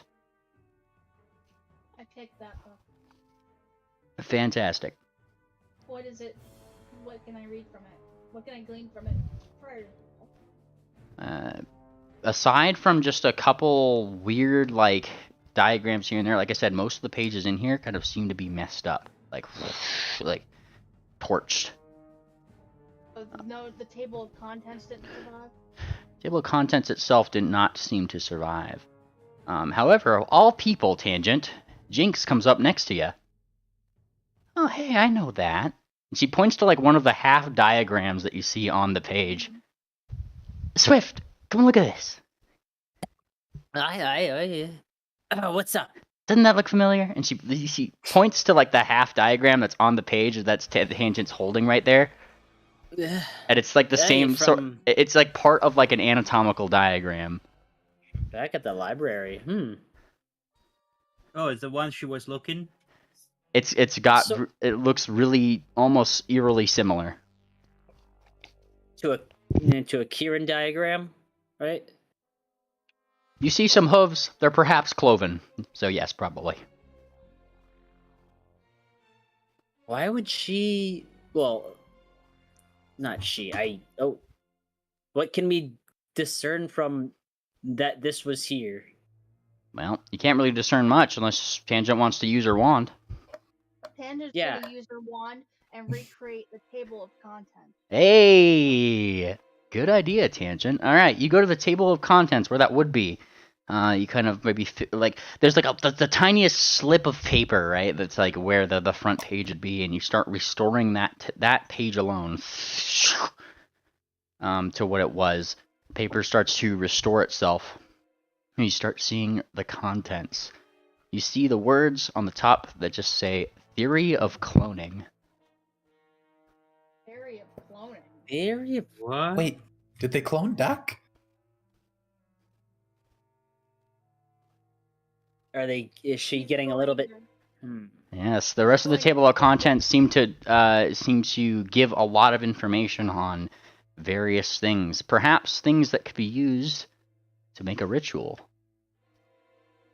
She's going to pocket the book in her inventory, which I'll do later. And, yeah. Well, can I use the spell tomorrow? Yes, you could use a wand spell once per day without breaking the wand. That's what I thought. So we'll restore the Kieran diagram tomorrow. Okay. She's gonna show everyone else what she found and try to figure out what the diagram might have been. Can you remind me? Sorry, I've been taking so many notes. Where did you find this book again? On the bottom shelf of the bookshelf. Got it. Okay. It seemed to be out of place compared to like the ashen marks of everything else, and that's just I'm giving you guys that as a detail based on everybody's survival rolls, perceptions, bellhops, like empiricisms, all that stuff. And what part of the book was this? Like, was this a whole book or? This was this was the whole book, but it was here, and it seems that great care was taken in making sure that none of the contents were legible. I have a suggestion. Jinx did say that she saw that diagram somewhere while she was browsing stuff at the library. Yeah. Can we actually go back and check that book? Oh, sure. Yeah, we can see if it has the same contents. Yeah, that should be easy to check.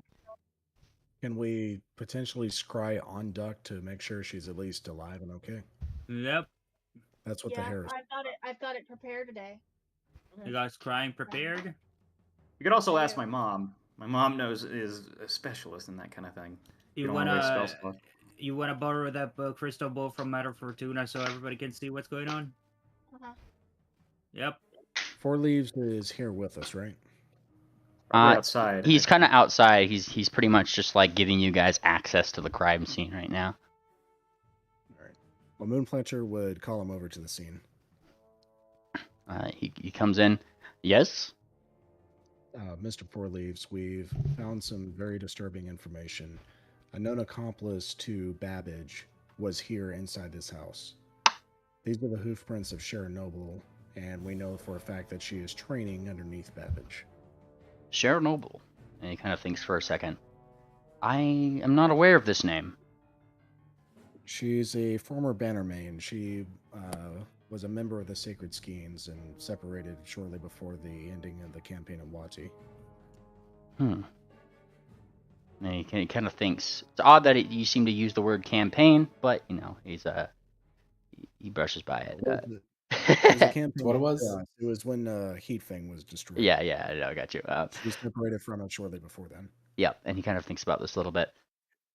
Well, it is good to know that Babbage has an accomplice. Well, good and bad. Best that we do know. What can you tell me about this Sharon Noble? She is a blue unicorn, very short,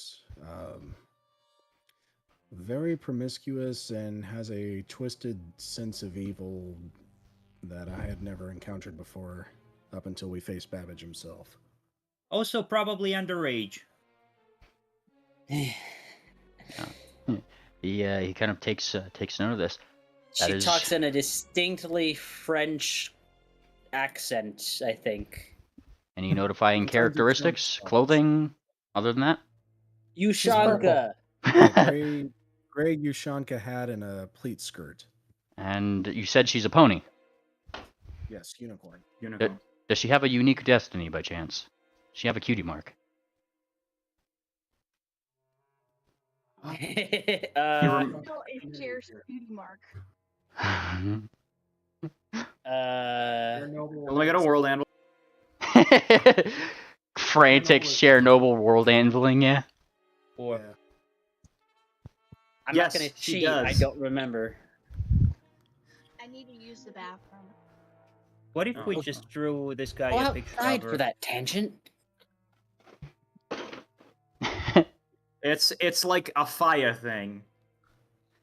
Like a what? It looks like a black fire. Yeah. Black flame. Okay, yeah. And he seems to like pull out like a sketchbook, and he actually starts sketching something himself. As he starts to sketch, Triple, the rest of you guys actually notice the little emblem for his house, how Semitone starts to slightly glow on his armor as he starts sketching, and his hoof gets faster and faster until it's a blur. As he literally just goes down the page like a printer page, and then he turns it around much like this, and he shows you an image of Chernobyl, at least as close as your guys' description. First of all, you gotta show me how to do that sometime. Second of all, yeah.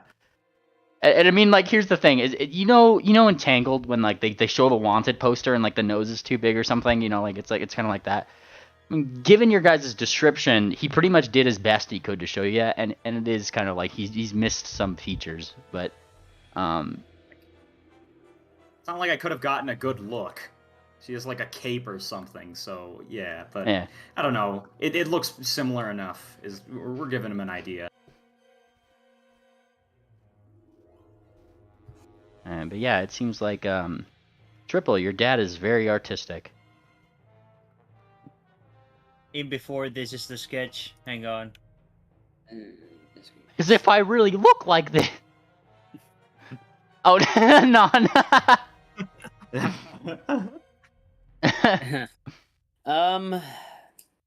Okay, so what does Triple's dad know about her?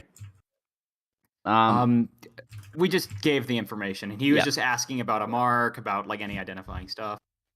Yeah, and he pretty much just did like a police sketch of it, pretty much, and just asked if he got details right. And he's just making sure he's pretty much taking down a report himself, because apparently it didn't seem like he knew about it. So he's taking down notes probably to inform the guard, which I believe is Moon Planner's goal. Can't believe it. We also believe that she has one of our companions, Duck. She's a short hooves, brown, has the coloration of a mallard duck, so a yellow muzzle with white rings. And she was here. Yeah, both of them were. He starts nodding. Missing persons report. Okay, I will get back to the station. I'm going to put this in, and we'll see if we can get more eyes out on these potential folk. Oh, one final thing, sir. He points up in the direction that she would have flown away. I believe they've gone to the Foggy Fey Wood. He kind of thinks a little bit. Dangerous place. All right, sooner we get back to the station, the better. And he takes off. Thank you.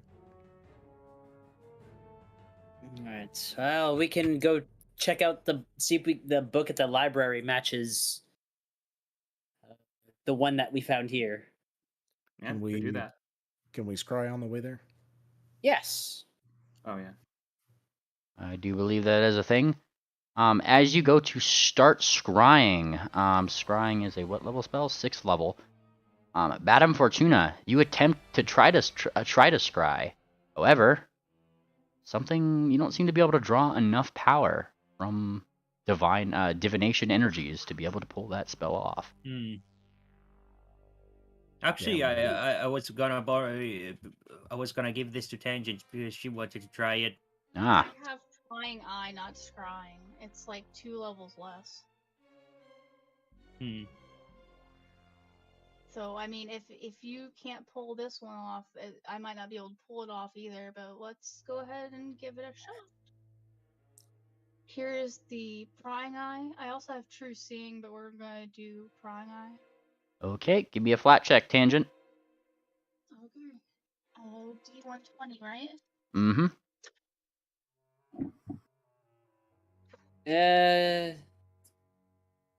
And And this is within 500 feet, so you gotta tell me where it is, where you're putting it, if you're trying to cast this. Oh, at the door of the house and then going up. Gotcha. And going straight up, you try to make this sensor floating, and with your flat check, that doesn't actually succeed as you try to get this spell off. Once again, it's really hard to summon that amount of divination energy to actually pull this spell off. The ley line may be interfering with y'all's magic. Like, we might not be able to investigate as thoroughly as we want until we get through the dungeon. I'm gonna give one more try. We can at least ask. I don't know. Listen, guys, I know I'm saying a lot for her, but my mom did have a bit of a problem with spying on ponies. Maybe she can give us something later. So it may not be a lot. Gonna try true seeing and see if maybe. And you get pretty much, even without the flat check, you get the exact same result as when you tried scrying. Seems that levels.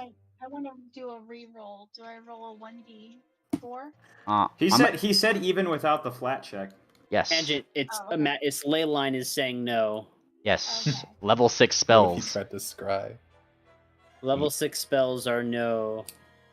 That's why you were able to try it with the level 5 spell of Prying Eye for a second, but both scrying and that one that you're doing doesn't seem like you're able to summon enough energy to be able to pull those specific ones off. Between the curse and this ley line thing, this is so bullshit. I know, right? Well, let's get the book. We still have that laid. Let's do it quickly. I Yes. don't want to waste time while Duck is in danger.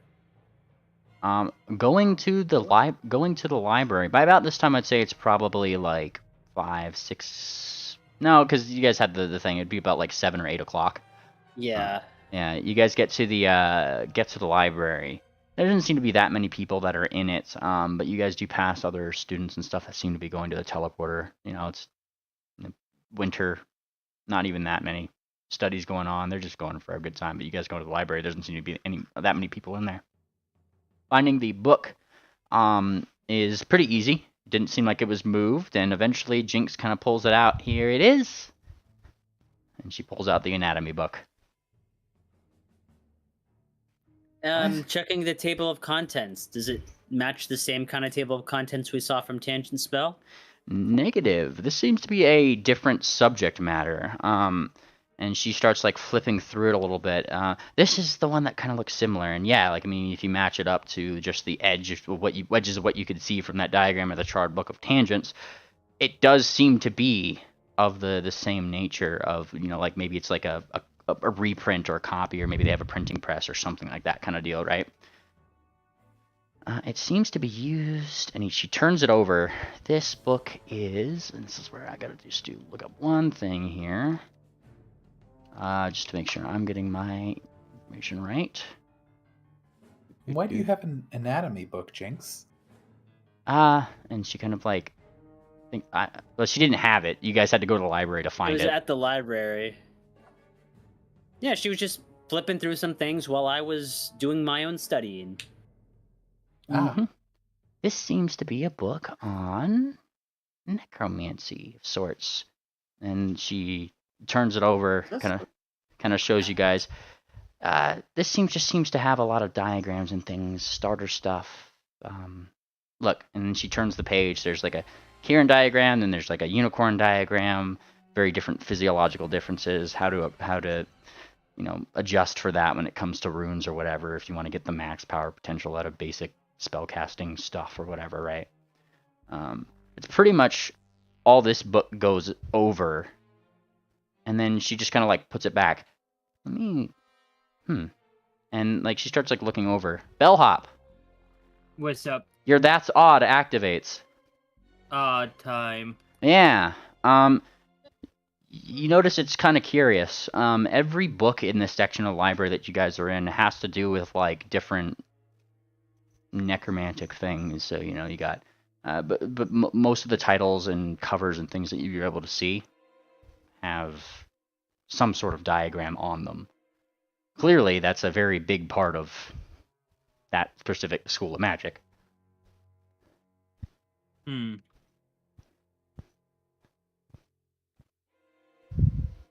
Necromancy and cloning. Any of that kind of tie into anything you might have known about her, Jinx? About who? Like asking Jinx if necromancy and cloning rings a bell to her from anything she knew about Cher. She kind of thinks a little bit. I mean, she kind of like wonders. Not really. And she kind of like ruminates for a second. She always gave me these crazy nightmares. But past there, I can't really say. Shakes your head. Okay.